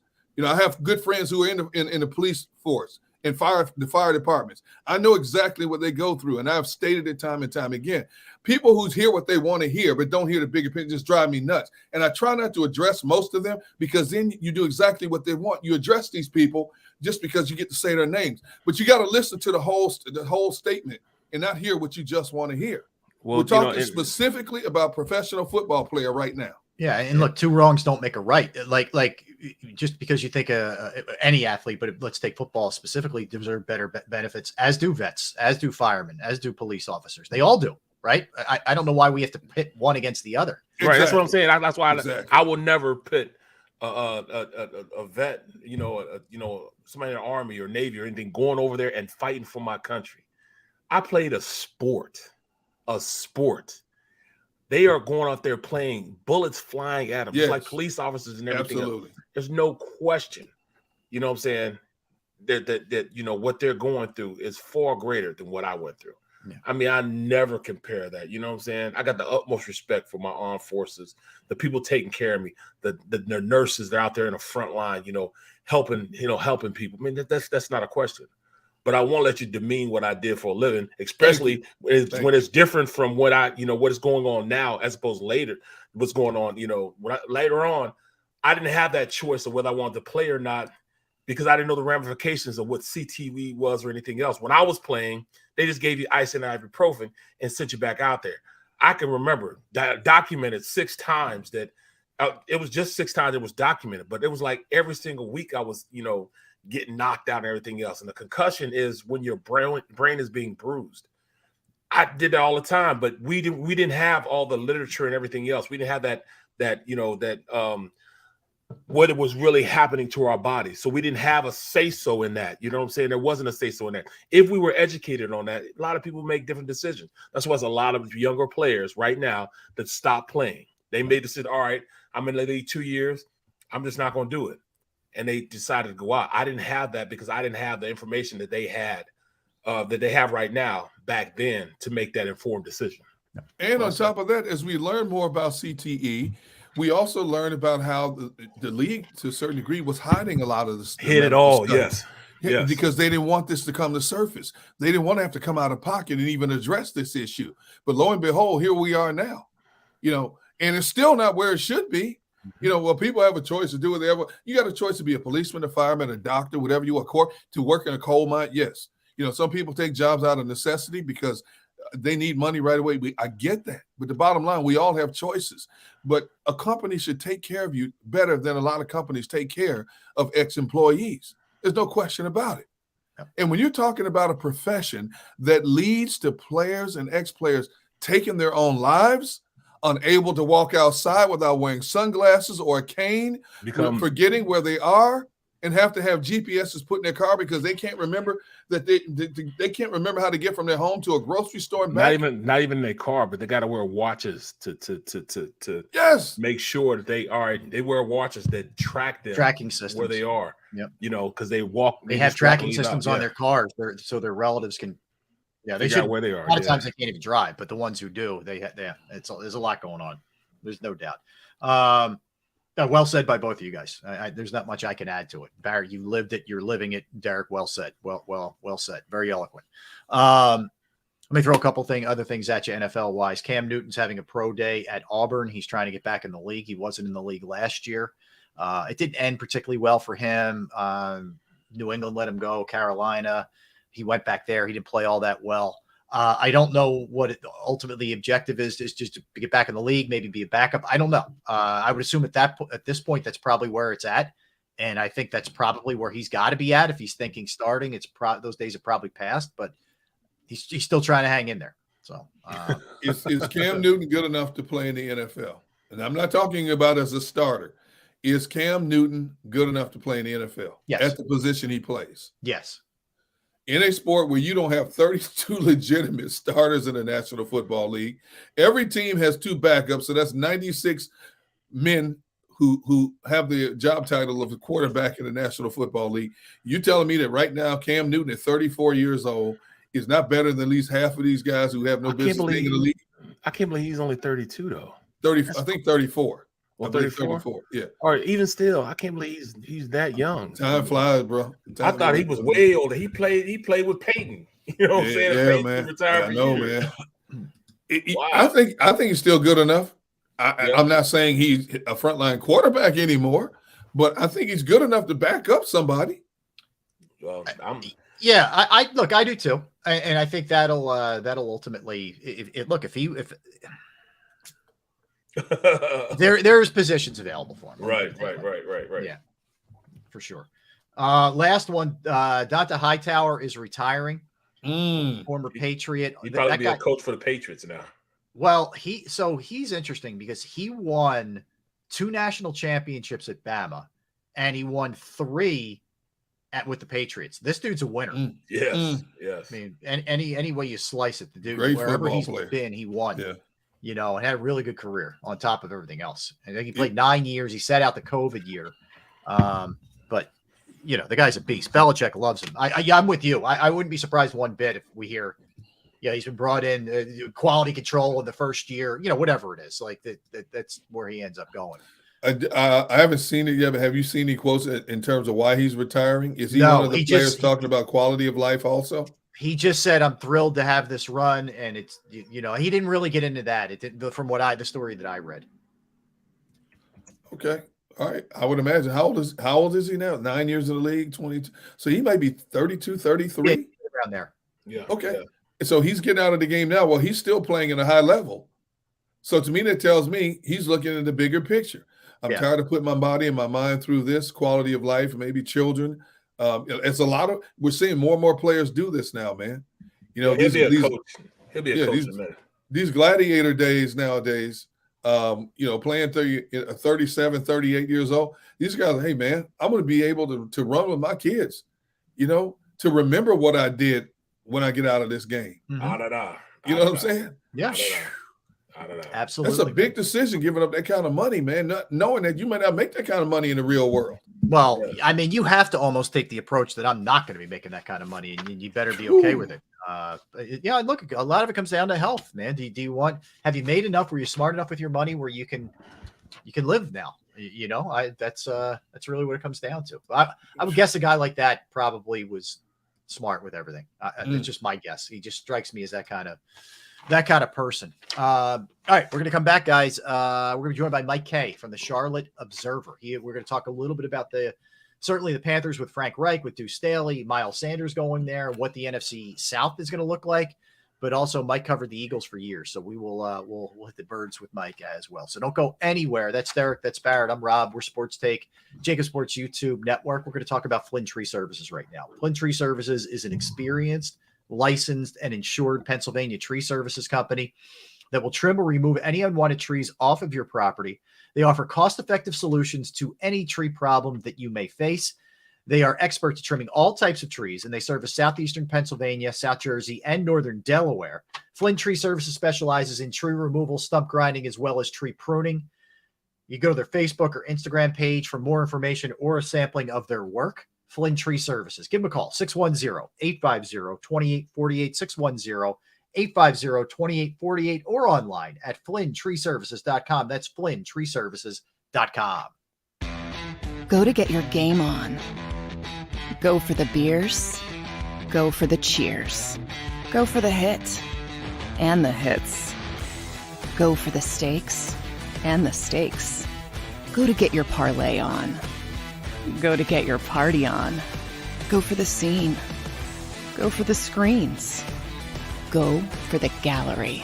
Go for the win. Go to Ocean. Visit theoceanac.com to plan your visit. Imagine for a moment that you went to work today and when you came home, you were catastrophically injured. Your life and your family's life. That's what happened to union construction worker Mike Little. I was scared of what the end was going to be, but to be 100% honest with you, I knew I was going to be all right just by talking with Brian. In my heart, I just knew everything was going to be all right. Call the firm and find out why they say, "We got this." Call 215-458-2222.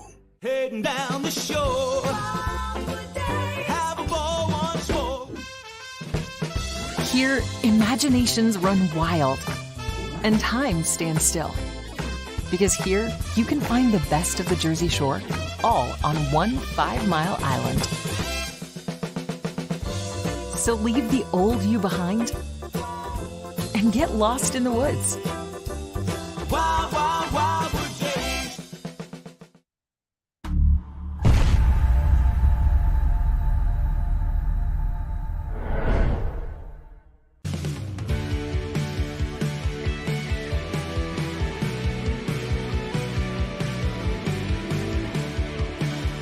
My name is Fran Salerno, and I'm a managing director here at Del Valle Insurance Group. Been in the business for over 36 years, saving people money on their insurance needs. Give us a call. Let us help you custom design an insurance plan that meets both your needs and budget. They're carving them up and good play calling along the way. First and goal at the 6.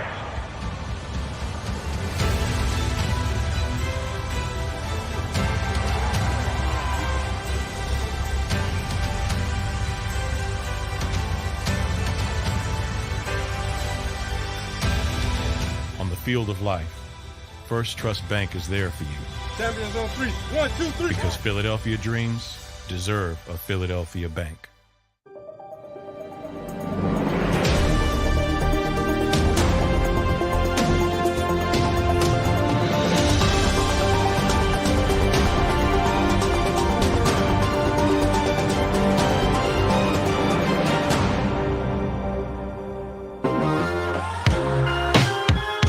What's up, everybody? Welcome back in. We are Sports Take, JAKIB Sports YouTube Network. Rob Ellis along with Derek Gunn and Barrett Brooks. Excited to talk to our next guest. It's been a minute since I had any conversations with him back when he was covering the Birds. He now does an excellent job covering the Carolina Panthers. He is the beat reporter for the Charlotte Observer. You could follow him on Twitter at Mike_E_KAYE. Mike K, what's going on, Mike? Well, thank you for efforting through the worst Twitter handle in the history of Twitter. I really appreciate I'm actually done for the rest of the show, Mike. Thanks. Yeah, Take care. you filled your quota. You did everything you needed to do. It's good to see you guys. I haven't seen you in a while. But I know, Mike. How's it going? You down there in sunny weather, man, that living it up. screened-in porch is looking killer, man. Right, I'm liking right. that. Listen, that's why I moved down here so I could actually have a house. You know, I miss Jersey more than I miss pretty much anything in my life. But, you know, it's been cool out here. We were able to get a house and stuff's going well. I'm enjoying it down here, but obviously paying attention to what's going on up there. And boy, have you boys been busy. Yeah, just a little bit, man. Yeah, well, I want to dive into the Birds with you in a second because I know you still keep a very close eye out. But you've had a pretty busy offseason yourself, man. I mean, Frank Reich and Deuce and Miles Sanders, a lot of Philly ties. But let's start with the Frank Reich hiring and that process and just sort of where things are right now with Frank taking over as the head coach. So I think a lot of the theme of this offseason for the Panthers has been, let's just see, right? And I think Frank Reich was initially that type of interview for the Panthers, but he blew them away. Like, honestly blew them away in the first interview. Second interview, once he started to talk about staff and going beyond just being a head coach, he really appealed to this team. He understands all the facets of an organization, having been a head coach before. He understands marketing. He understands what's going on in the front office. He understands contracts. He understands the entire picture. And I think when you have a situation like Matt Rule, where he didn't know what he didn't know, bringing in a guy who knows what he knows in Frank Reich was a huge solution for them. I think initially they wanted to take that Nick Sirianni route. They wanted to go with somebody younger. They wanted an up-and-comer. Shane Steichen, when I got here, was considered one of those guys who could be a potential hire here.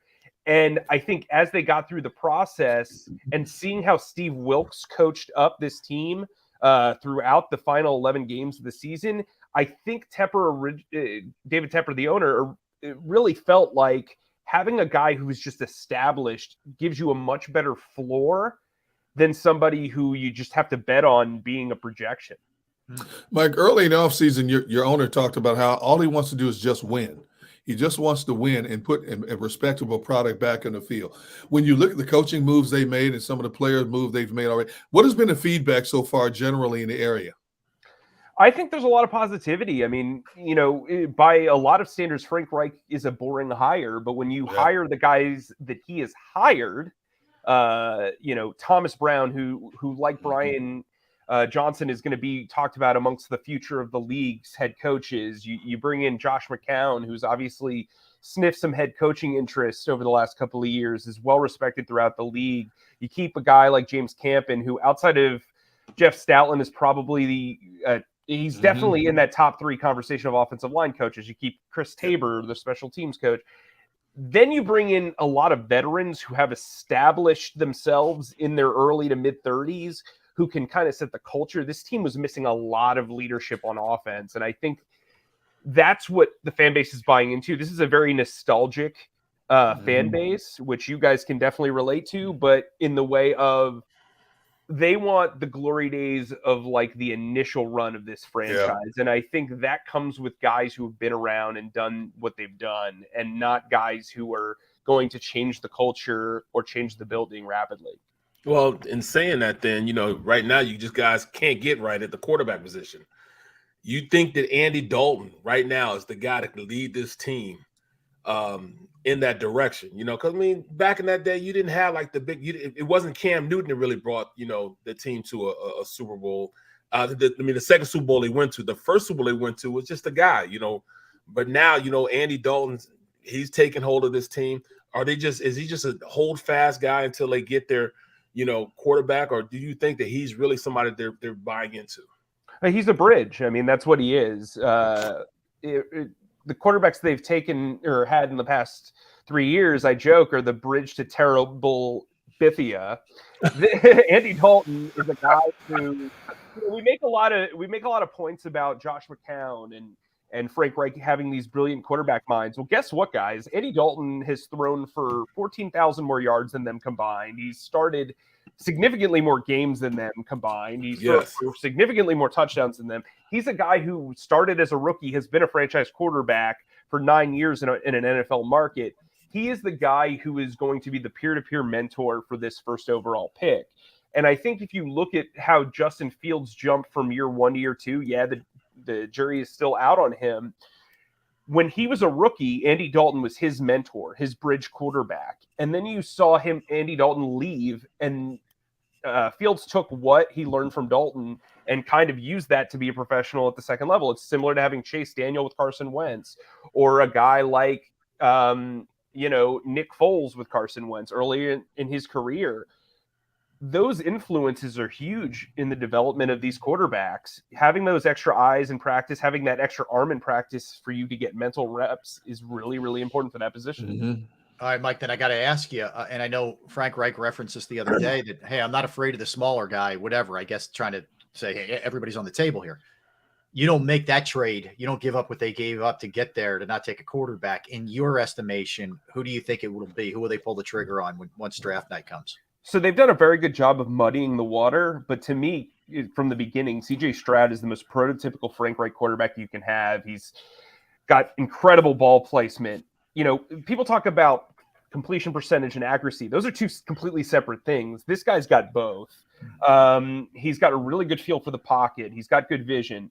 The one real quirk with him is the first 7 or 8 games of this season, he played a game within a game called Beyond the Line of Scrimmage is Lava, and just refused to take off. And then we saw against Georgia, he has that instinct. He admitted at the combine he needed to run more. He checks a lot of boxes for what Frank Reich wants. I think Bryce Young has the higher ceiling.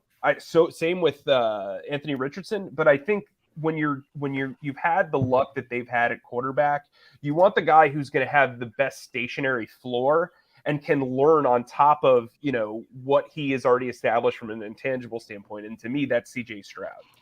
Mike, there's rumors out there that Carolina, once they moved up and made this deal with Chicago to get the number 1 pick, that there's a possibility they may trade out of that one spot. Is that just rumor mill stuff? Is there some validity to it? I think they are keeping their options open. They did give up a lot to move up there. Yeah. To me, the only way you do that is if you think that Houston's going to draft Bryce Young, you want CJ Stroud, and they're just trying to get ahead of you so that, Indianapolis doesn't try to sneak up and get him. Or if you're Houston, you think that they want Bryce Young and are willing to settle for second best with Stroud if you trade up. To me, I just think that that's kind of, that's the type of thinking. Scott Fitterer is a guy who should be considered on the hot seat after what happened with Matt Rule. We don't know all the moves that he was involved in, but you've got a new head coach there, and we've seen GMs get fired the year after a new head coach. This isn't like a Howie Roseman type of situation where Howie's biggest strength that we talk about, right, is knowing what everybody else is doing. To me, I think that this would be kind of an unnecessary risk for the Panthers to take. Okay. You bring up, I just, since you brought it up, I kind of sparked. I thought Matt Rule was going to be a really good NFL coach. It was not. It did not go well. You know that better than anybody. He's at Nebraska now. What happened there? Is it as simple as that he didn't have a quarterback, or does it go way deeper than that? I think a lot of it stems from the quarterback, but I also think it stems from the way you treat your players. Not to say that Matt was terrible to his players, but I think talking college players is a lot different than talking to pro players. I think there were a lot of similar issues to what Chip Kelly went through in Philadelphia. In college, you really can be that authoritarian type of guy. And I think when you get to the pros, you have to know how to communicate to them. And I think that's one of Nick Sirianni's strengths, is he's able to relate. I think Doug Peterson was able to relate. I think the lack of NFL experience for Matt Rule was ultimately his downfall. I think if you scout a quarterback and you compare him to the college teams that you coached, I think that that's an issue. I think if you get into that bubble of, hey, I know what I know, that's an issue. And that's an issue that a lot of college coaches have. Well, I just don't understand, how do you trade Christian McCaffrey at this point? And you still don't have a quarterback? I mean, I'm still dumbfounded that they let him out of the building. What necessarily happened to have him leave the organization? So I'm going to come at you hard, Double B, because when you're paying a running back $16 million a year and your offense is garbage, because you can only rely on him, eventually you have to say to yourself, hey, this isn't working. We've got to move on. And the package they got for him was pretty spectacular. I mean, 2nd, 3rd, 4th round picks in this year's class. And then I believe it's a 5th round pick in next year's draft. So when you're looking at that type of package, this is a team that traded away a bunch of picks to get borderline starting quarterbacks. And then you trade a running back, which, being in Philly, how those positions are valued. Yes, by the way, you pick up Miles Sanders, who can do not as well as what CMC can do, but can do a lot of the things that he can. And then, by the way, you use one of the second round pick acquired in that trade to get yourself up to number 1. I just they're basically sacrificing everything. Well, but here's the thing, though. If you said to yourself, to me, they relied way too heavily on Christian McCaffrey. Yes. You could see it. I was here for 2 weeks of the Matt Rule era. I was like, I've seen Christian McCaffrey touch the ball more than I've seen my wife in the last 2 weeks. That's what it was. And then when you got into the first game of the Steve Wilkes era, where basically it was give the ball to Christian McCaffrey or nothing's going to happen, and it's still nothing happened. You kind of got to weigh that. And I think building around a running back is so rarely successful. I think Christian McCaffrey thrived in San Francisco because he had other talent around him. He had Brandon Ayuk. He had a quarterback who could get the ball out, even though he was the Mr. Irrelevant. I think Christian McCaffrey is an incredible player, but he was not a great fit for a team that had no other weapons around him. You're basically running him into the ground for no purpose. It's not like if you said to yourself, so LaShawn McCoy is traded for Kiko Alonso, right? Which deal was better? The one that McCaffrey got traded for, or the one that LaShawn McCoy, who in my opinion was the best running back in the league at the time, Like that's to me, like the running back position is so devalued. Especially now, yeah. Right. I mean, that's why they made the deal. Like you can rationalize any trade. I mean, that trade to me is easy to rationalize, to be honest with you.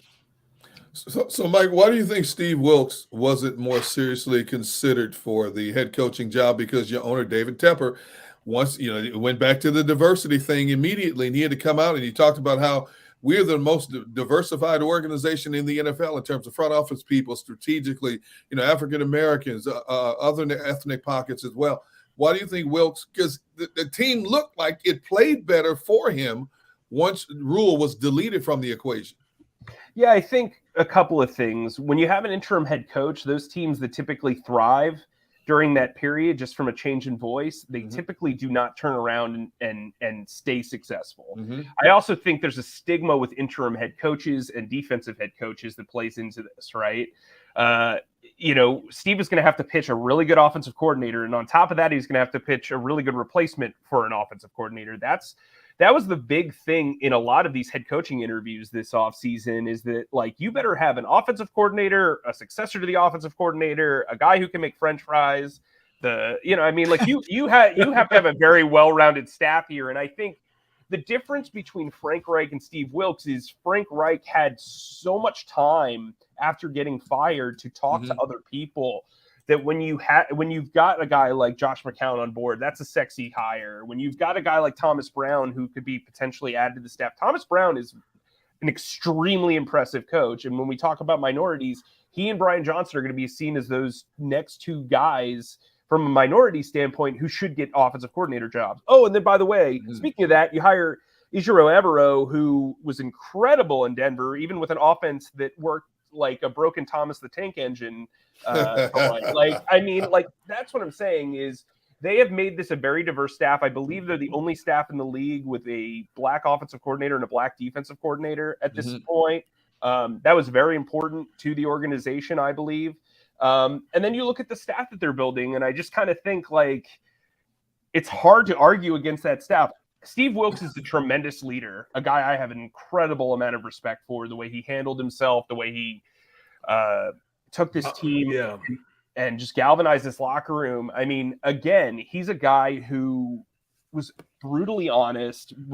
He has a phrase that he doesn't want a buddy, he wants a friend, because a friend will tell you the truth. And I think Steve's a guy who will be a head coach in the league again, and I hope he is, because now he goes to San Francisco, has a perfect situation.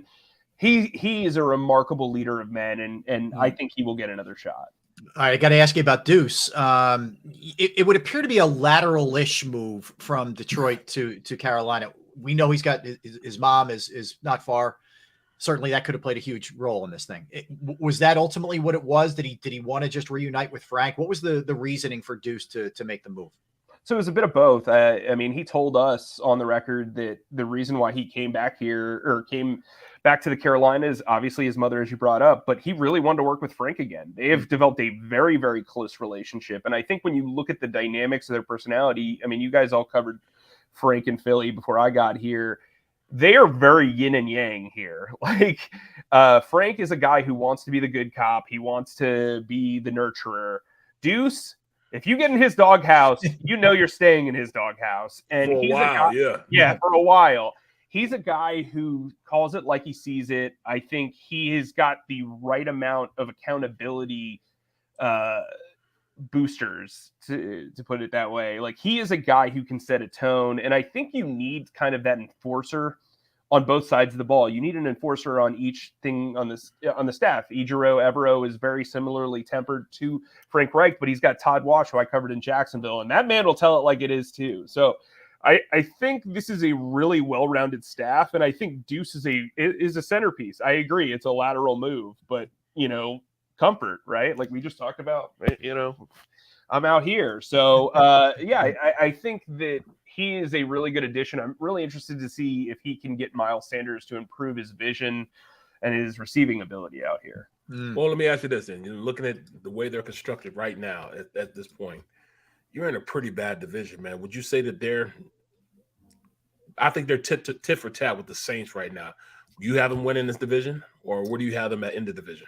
tell me who they drafted first overall. And I mean, if we're talking about CJ Stroud and Andy Dalton starts the first 4 games of the season, sure. I mean, this thing is wide open. I mean, I covered Baker Mayfield, was not impressed. He's now the head quarterback of the Buccaneers. Kyle Trask didn't like him as a prospect.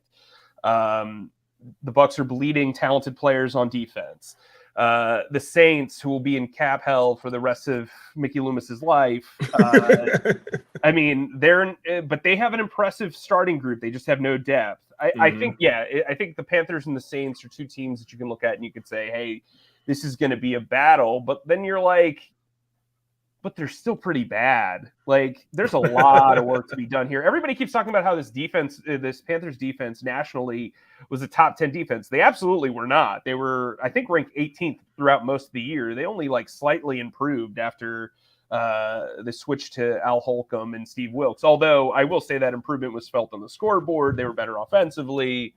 There's a lot of work to be done here, guys. They're switching to a 3-4 from a 4-3. This is going to be kind of a rebuild on the fly. Interesting. You muted, Derek.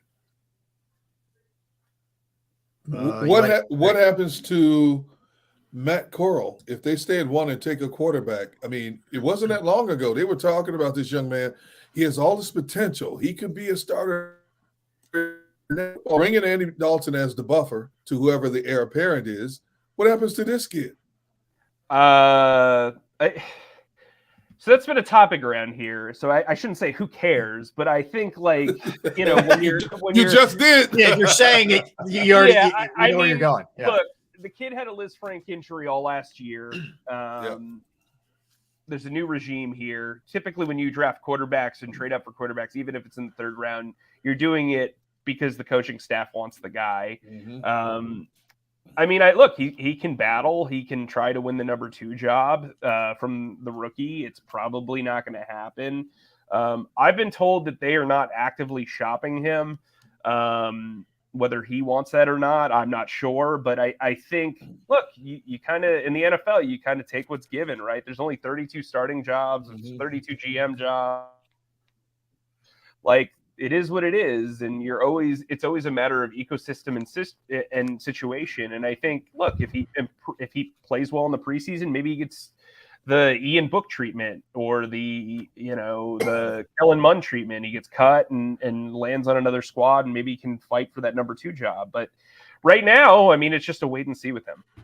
Mike, let's dig on the Eagles, man. I'm just curious. Let this offseason, it's been interesting. They lost both coordinators.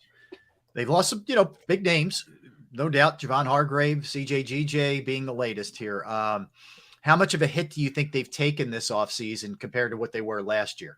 So I've been watching from afar, but I think something that should be talked about a lot more is the loss of TJ Edwards. That guy is extremely smart. He cleans up a lot of mistakes, and now I think they just signed Nicholas Morrow, who literally played over 1,000 snaps for that Bears defense. Talk about a miserable life.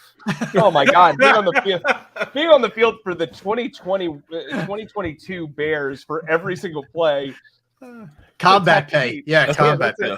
Yeah, that's a tough beat. Look, they better pray that Nakobe Dean is as good as Draftniks and Eagles fans think he is, because to me, he's a better fit for weak side linebacker and couldn't get onto the field with a guy in TJ Edwards who's repeatedly proven people wrong, with Kaiser White, who was extremely inconsistent. Look, I think linebacker is going to be it's going to be a back to reality sort of. They really had a nice thing going last year, and that's going to be tough. CJGJ, look, I grew up in the Joe Banner, Andy Reid era. I saw Brian Dawkins leave. It wasn't the end of the world outside of an emotional thing for fans, but look, he's a good player. I just think I would much rather have 2 top 10 corners than a top 10 corner and a top 5 safety. I mean, I think the priority in this league now is cornerback play. And listen, I saw some really bad cornerback play when JC Horn went down this year, and it's rough, right? So, they've got to look. I mean, maybe Jalen Mills is a guy that they like as a comeback dude who can play 1 year and then you get out of it because their cap situation's much better next year. Offensively, I think they're going to be fine. I don't really. I mean, you didn't lose a ton, yeah. Yeah, I mean, I think Isaac's an understated loss. But, yeah, it is. Yeah, it is. But I think Jason Kelsey coming back, I mean, I'm interested to see the Nebraska kid at right guard because to me, his film did not project him as a guard. I mean, I think that's tough. But, offensively, they're going to stir the drink. I still think they're a top 3 team in the NFC. Not that that's saying a whole lot. Even with BJ there, even with Brian Johnson being the new coordinator? I think Brian Johnson's going to be a really special play caller. I think that guy, I mean, if you watch what he did at Florida the one year that he was there, I mean, he technically came into the league with more literal play calling experience, or came into the Eagles with more literal play calling experience than Nick Sirianni. So I know that Jalen Hurts adores the guy. I think that relationship is going to be really important.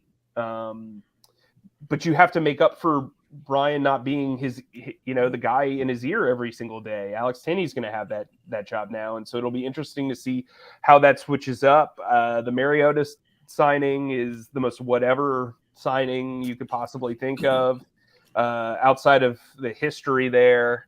But look, I think this is Jalen's team. I think he's shown that this is his team. And I think this offense is going to cook still. Mm-hmm. You said you thought Eagles were one of the top 3 teams. I agree, but let me put you on the spot. Do you think when you look at all the wheeling and dealing that's gone on this offseason, the Eagles are still the cream of the crop in the NFC and everybody else is trying to catch up to them? No, I think San Francisco is the best team in the NFC.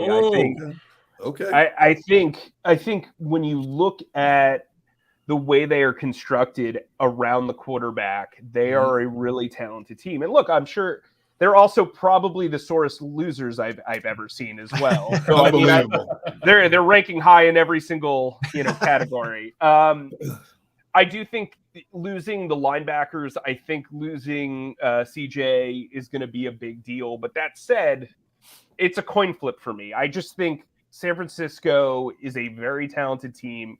Kyle Shanahan is one of the best offensive minds in this league. He's got the most quarterback-friendly offense in the league outside of maybe Kansas City.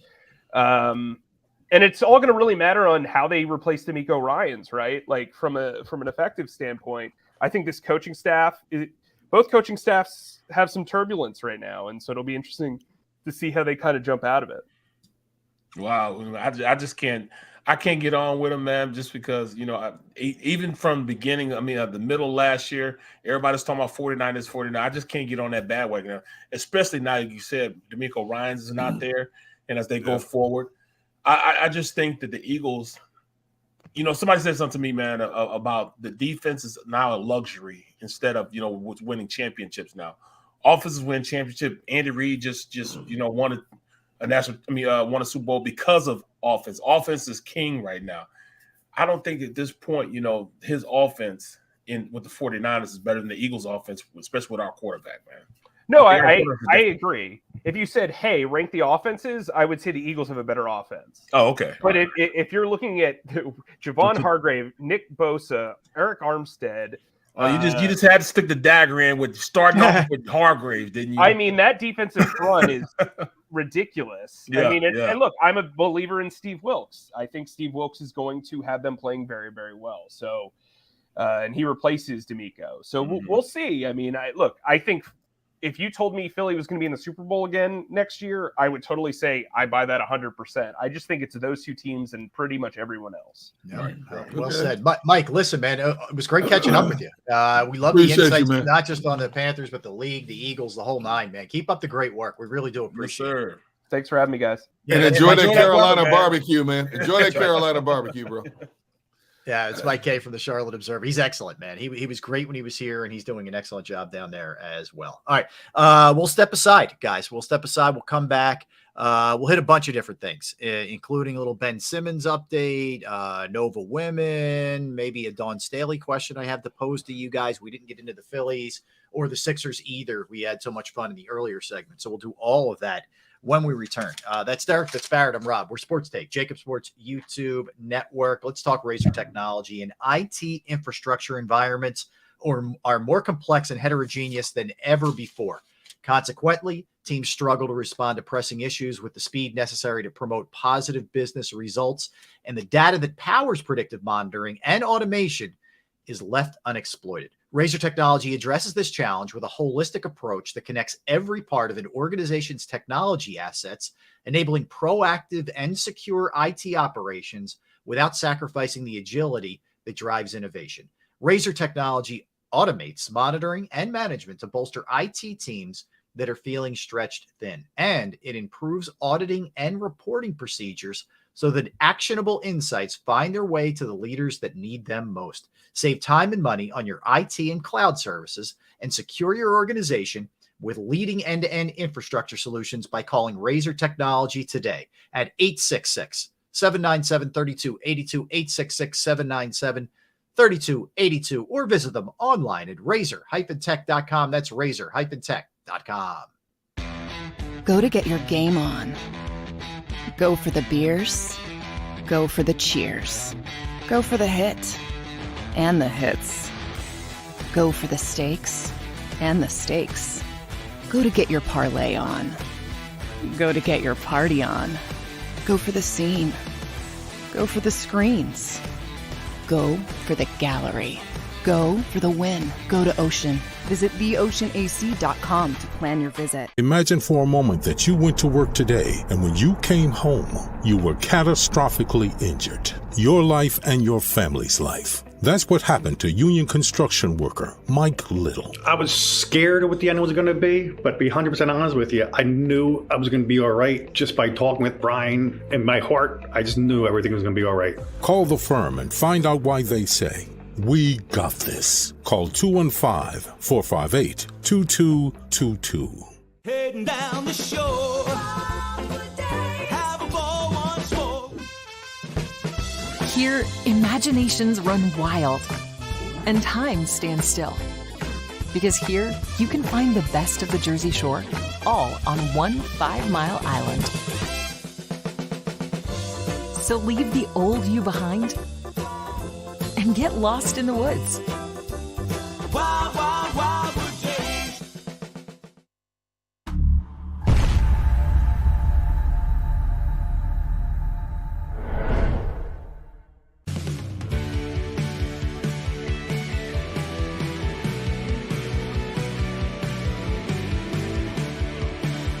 My name is Fran Salerno, and I'm a managing director here at Del Valle Insurance Group. Been in the business for over 36 years, saving people money on their insurance needs. Give us a call. Let us help you custom design an insurance plan that meets both your needs and budget.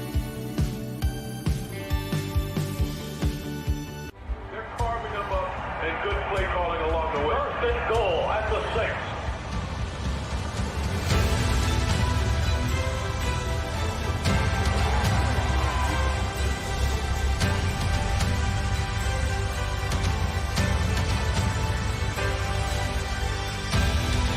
On the field of life, First Trust Bank is there for you. Champions on 3. 1, 2, 3. Because Philadelphia dreams deserve a Philadelphia bank.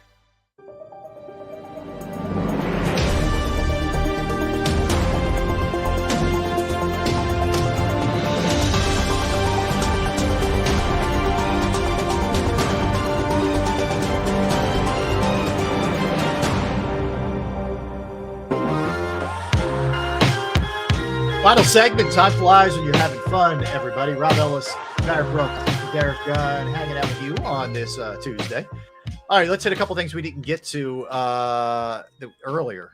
I mentioned that the Sixers lost last night. They had their 8-game win streak snapped. They are back at it against the Bulls tomorrow, looking to bounce back. So where they are in the standings right now, guys, after that loss, it's tight up top. They're 3 games back. They're in third place. They're a half a game behind Boston, 3 behind Milwaukee for that top spot. Cleveland is 4 games back of the Sixers. So I don't see them being caught from behind. But it's a matter of just kind of jockeying here, positioning. Sixers, as I mentioned, had won 8 straight. Boston's not playing great. They lost. The Milwaukee's been good, 7-3 in their last 10. So that's where things are right now with the Sixers. It's a matter of just getting to the finish line healthy, as we talked about as well. That's always a big thing with this team. That's for sure. When it comes to the Sixers, the clutch management and Ben Simmons have parted ways. So no surprise there. Yeah. I mean, I'm sure Clutch is just looking at it like, all right, are we really going to make, when this guy's next contract comes, if there is a next contract, are we going to make a whole lot of money off this guy? Probably not. Do we want to continue with this aggravation? Probably not. And I'm sure Ben thinks it's all Clutch's fault, like he thinks it's everybody's fault except his. So we'll see what happens. Sounds like Clutch their money they got on his existing deal and hit the road, Jack. That's what it sounds like to me. Yeah, deservedly so, man. I mean, he ruined himself, bro. He ruined himself. No question about that. He ruined himself.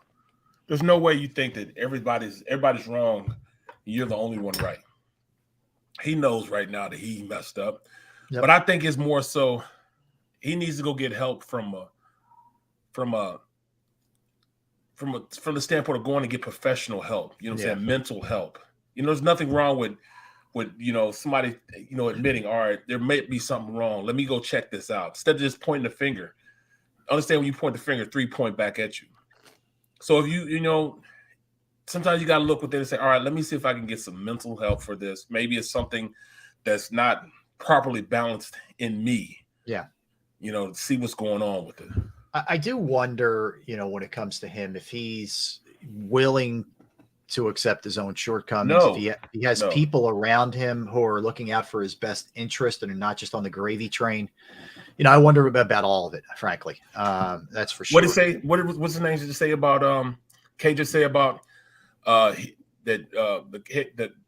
former head coach said, I don't need buddies, I need friends. Friends that'll, be brutally honest with me. He needs friends that'll be brutally honest with him. They probably won't be his friends anymore, but at least he'll hear that, everything is not, cut and dry, that you're right. Yep. Yeah, well said. Yes, men can get you in a lot of trouble. That's for sure. Villanova women's basketball team. I ain't got to worry about that with Derek. What are you trying to say, Barrett? I think you just said it. What are you saying, Brooks? You definitely keep things brutally honest all the time. I have to, man. I'm angry. I'm always angry. You keep things almost too honest. You keep it over 100. You're like 110. You keep it 110. My family says I know my family says I'm always looking serious. I'm just thinking about things. I'm not angry. But there's some topics that just need to be addressed, and I give my perspective. What we deal with, Rob. Wait. What about my red badge of courage dealing with you two? What about my red badge of courage? What do we do, pain, man? My anguish, my hurt. Rob, what about me? What do we do? I think we keep doing what we're doing. That's what I think. Translation.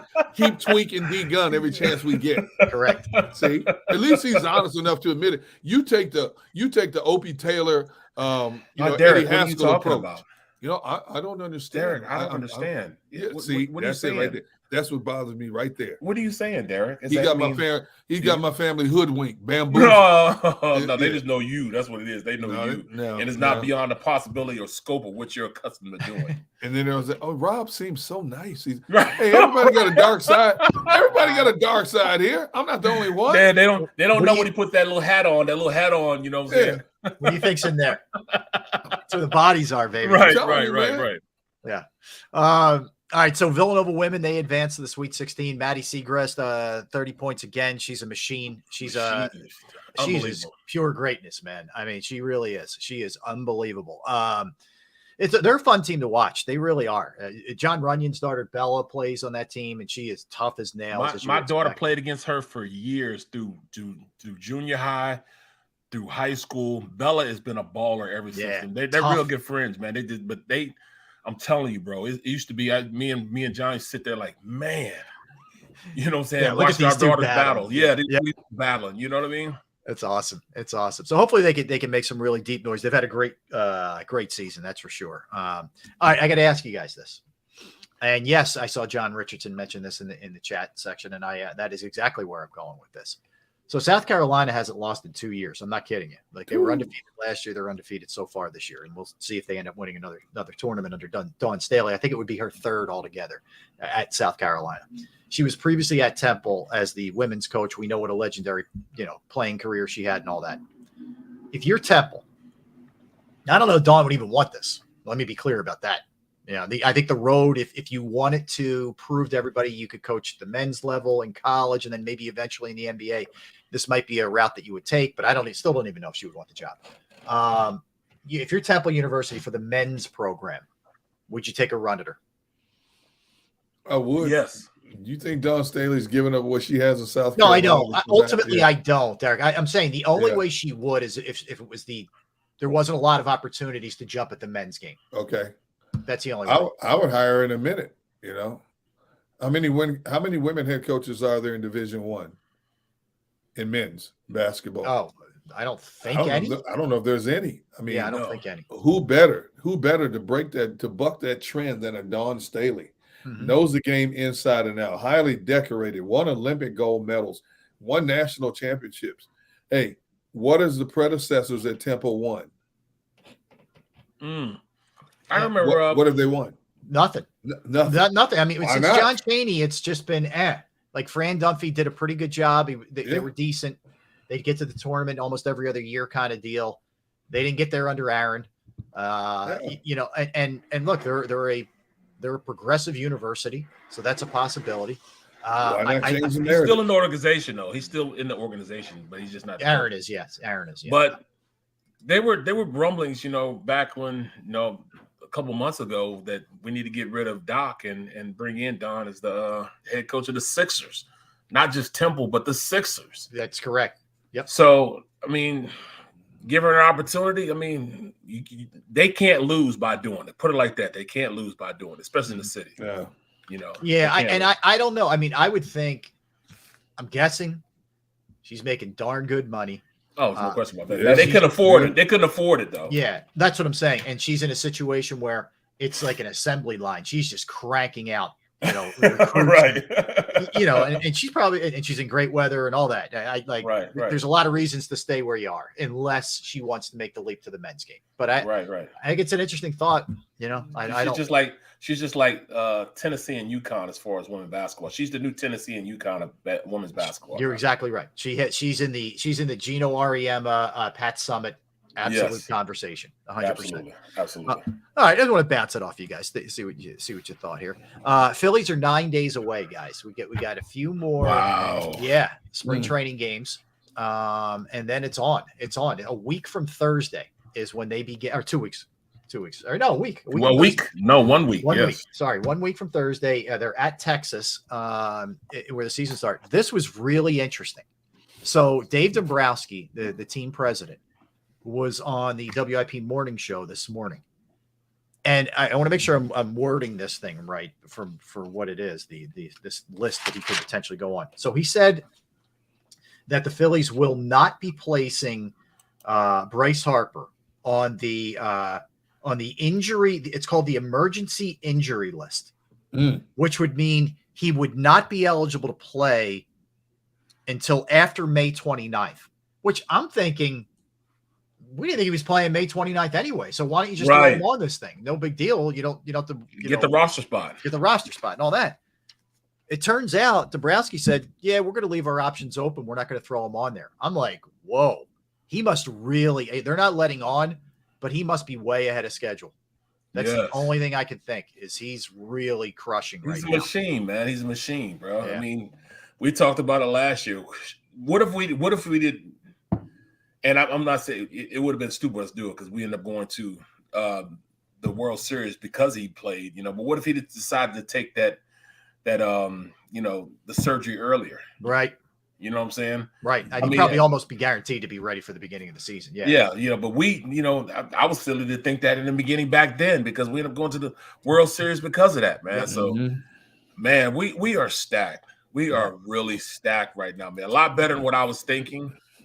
They're pretty good this year, bro. Well, I mean, can't wait to get him back in that lineup, man. You could potentially get him back that quick. Adding Trey Turner to this thing, what they already have. Oh man, especially if the pitchers are all okay. Like if Andrew Painter's okay, he's got about another 10 days. I think that they have to let that arm rest, and they're going to see how it is. And if Suarez is okay, they're going to be they'll be fun to watch, the Phillies. You know, they are. Yeah, there's no question about that. Can't wait. Yep. All right, let's do some birthdays. Let's do some worst day. Biggie was in March, I think. Ronaldinho is 43 years old, the great footballer, soccer player. Gary Oldham, excellent actor, is Yes. crazy range, man. He can, I mean, the roles that this guy's played. Oh my God. Hannibal, Dark Knight, jeez. You name it.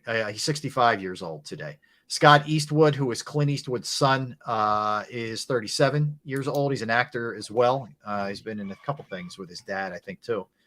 Matthew Broderick, Ferris Bueller's Day Off fame, is 61. Ferris Bueller's 61. That's crazy. Isn't it? Poke that in. You know something? 61. Wow. Yeah, I know. Hey, let me ask you something real quick. I mean, Ferris Bueller was a good movie. How did it achieve the status of a cult movie? I mean, I thought it was good. I didn't think it was like a great classic comedy, but it was good. But people always watch it, and I still watch it when I see it.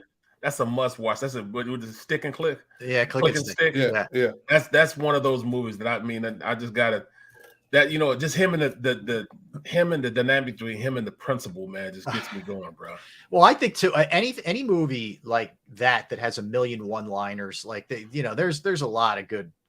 Like there's so many weird scenes, like the Charlie Sheen when they're in the police, headquarters, and the sister's pissed off, and Charlie Sheen's just messing with her, and it was great. It was just a great movie, man. You're right. The whole dynamic with the principal, and he's trying to loosen up his one friend who's a tight ass, and then they put the car in reverse to try to run the miles down. That's something I would do. I would totally do, and it would go off the thing and smash the right.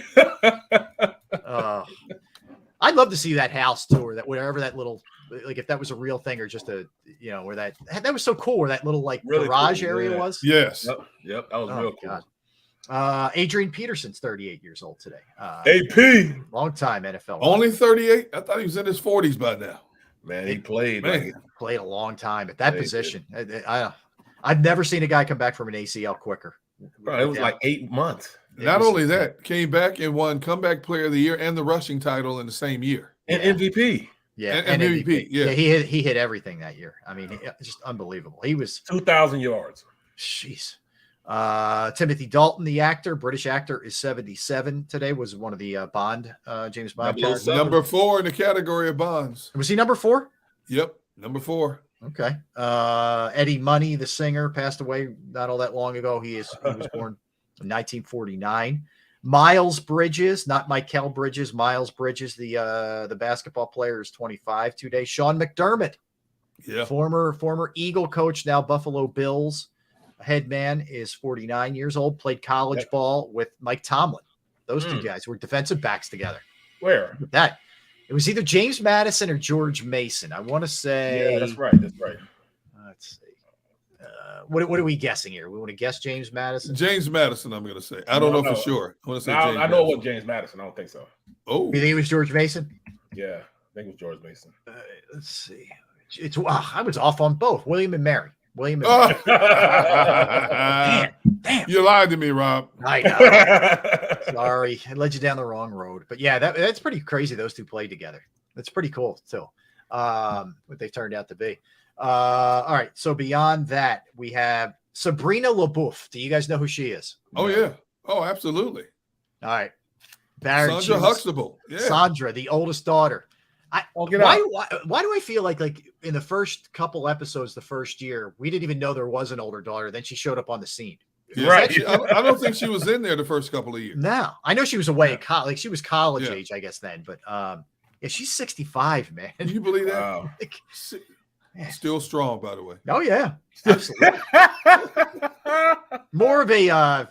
It was Denise. Who was Denise? What's her name?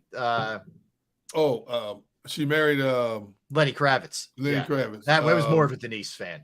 Yeah. You were? Oh yeah. Oh yeah. No, I was a Sandra fan. Okay.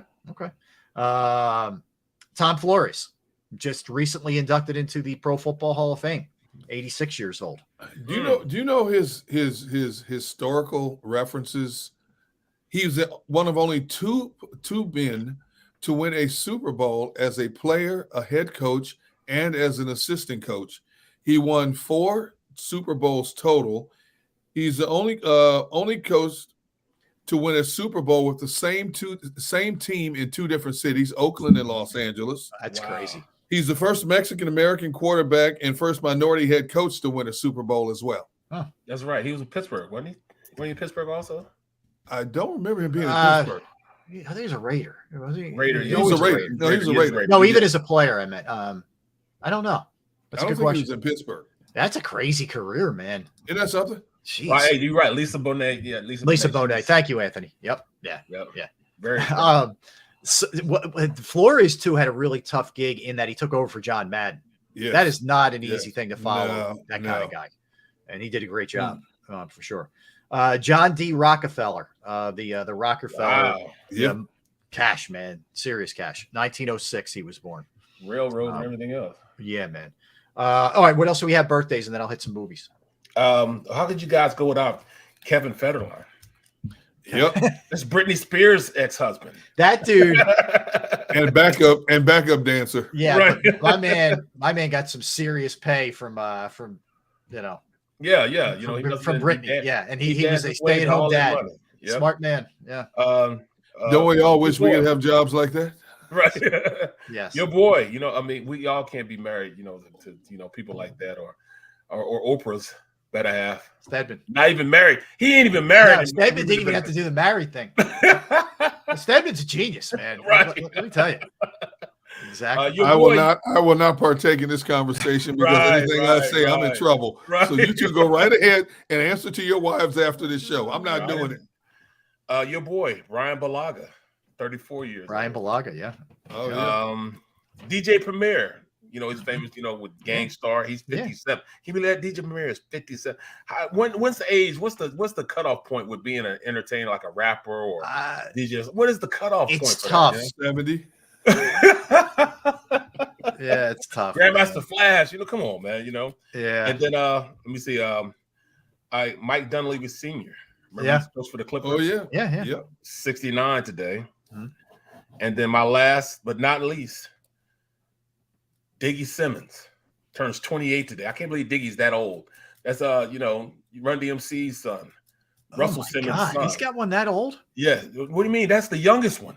Oh boy. Diggy's the youngest one. He's a rapper now. He's the youngest one at 28. Wow. His older kids, like stars and doing stuff in movies. His girls are like movie stars and stuff now. No kidding. In fact, awesome. yeah, she one of them's the wife in the new boxing movie, the new Rocky movie that's out. Not Rocky, but the other one. Oh, Creed. She's the one. Tessa Thompson is one of his. Well, is that right? Yes. Oh, no kidding. That's awesome. All right, Gunnar, you got any? I'm surprised Barrett missed this one, being a race car fan. Ayrton Senna, the Brazilian race car driver who unfortunately died in a fatal crash back in 1994. Yes. He was 34 years old when he passed away. No, Brad Hall from Saturday Night Live, 65 years old now. He was the one who used to do the weekend updates. Oh, yeah. I think he's married to Julia Louis-Dreyfus, I think. In real life. I'm not going to disagree with that. I'm not 100% sure on that. I'm gonna look at according to Xander, best F1 driver ever, Ayrton Senna. What about Russ Meyer, the film producer? Oh, He's 82. Is he still alive? All right. Yeah, one of the greatest catchers of all time. Manny Sanguillen is 79. Pittsburgh. And Nick Mullins, backup quarterback in Minnesota, is 28. Okay. By the way, he is married to Julia Louis-Dreyfus.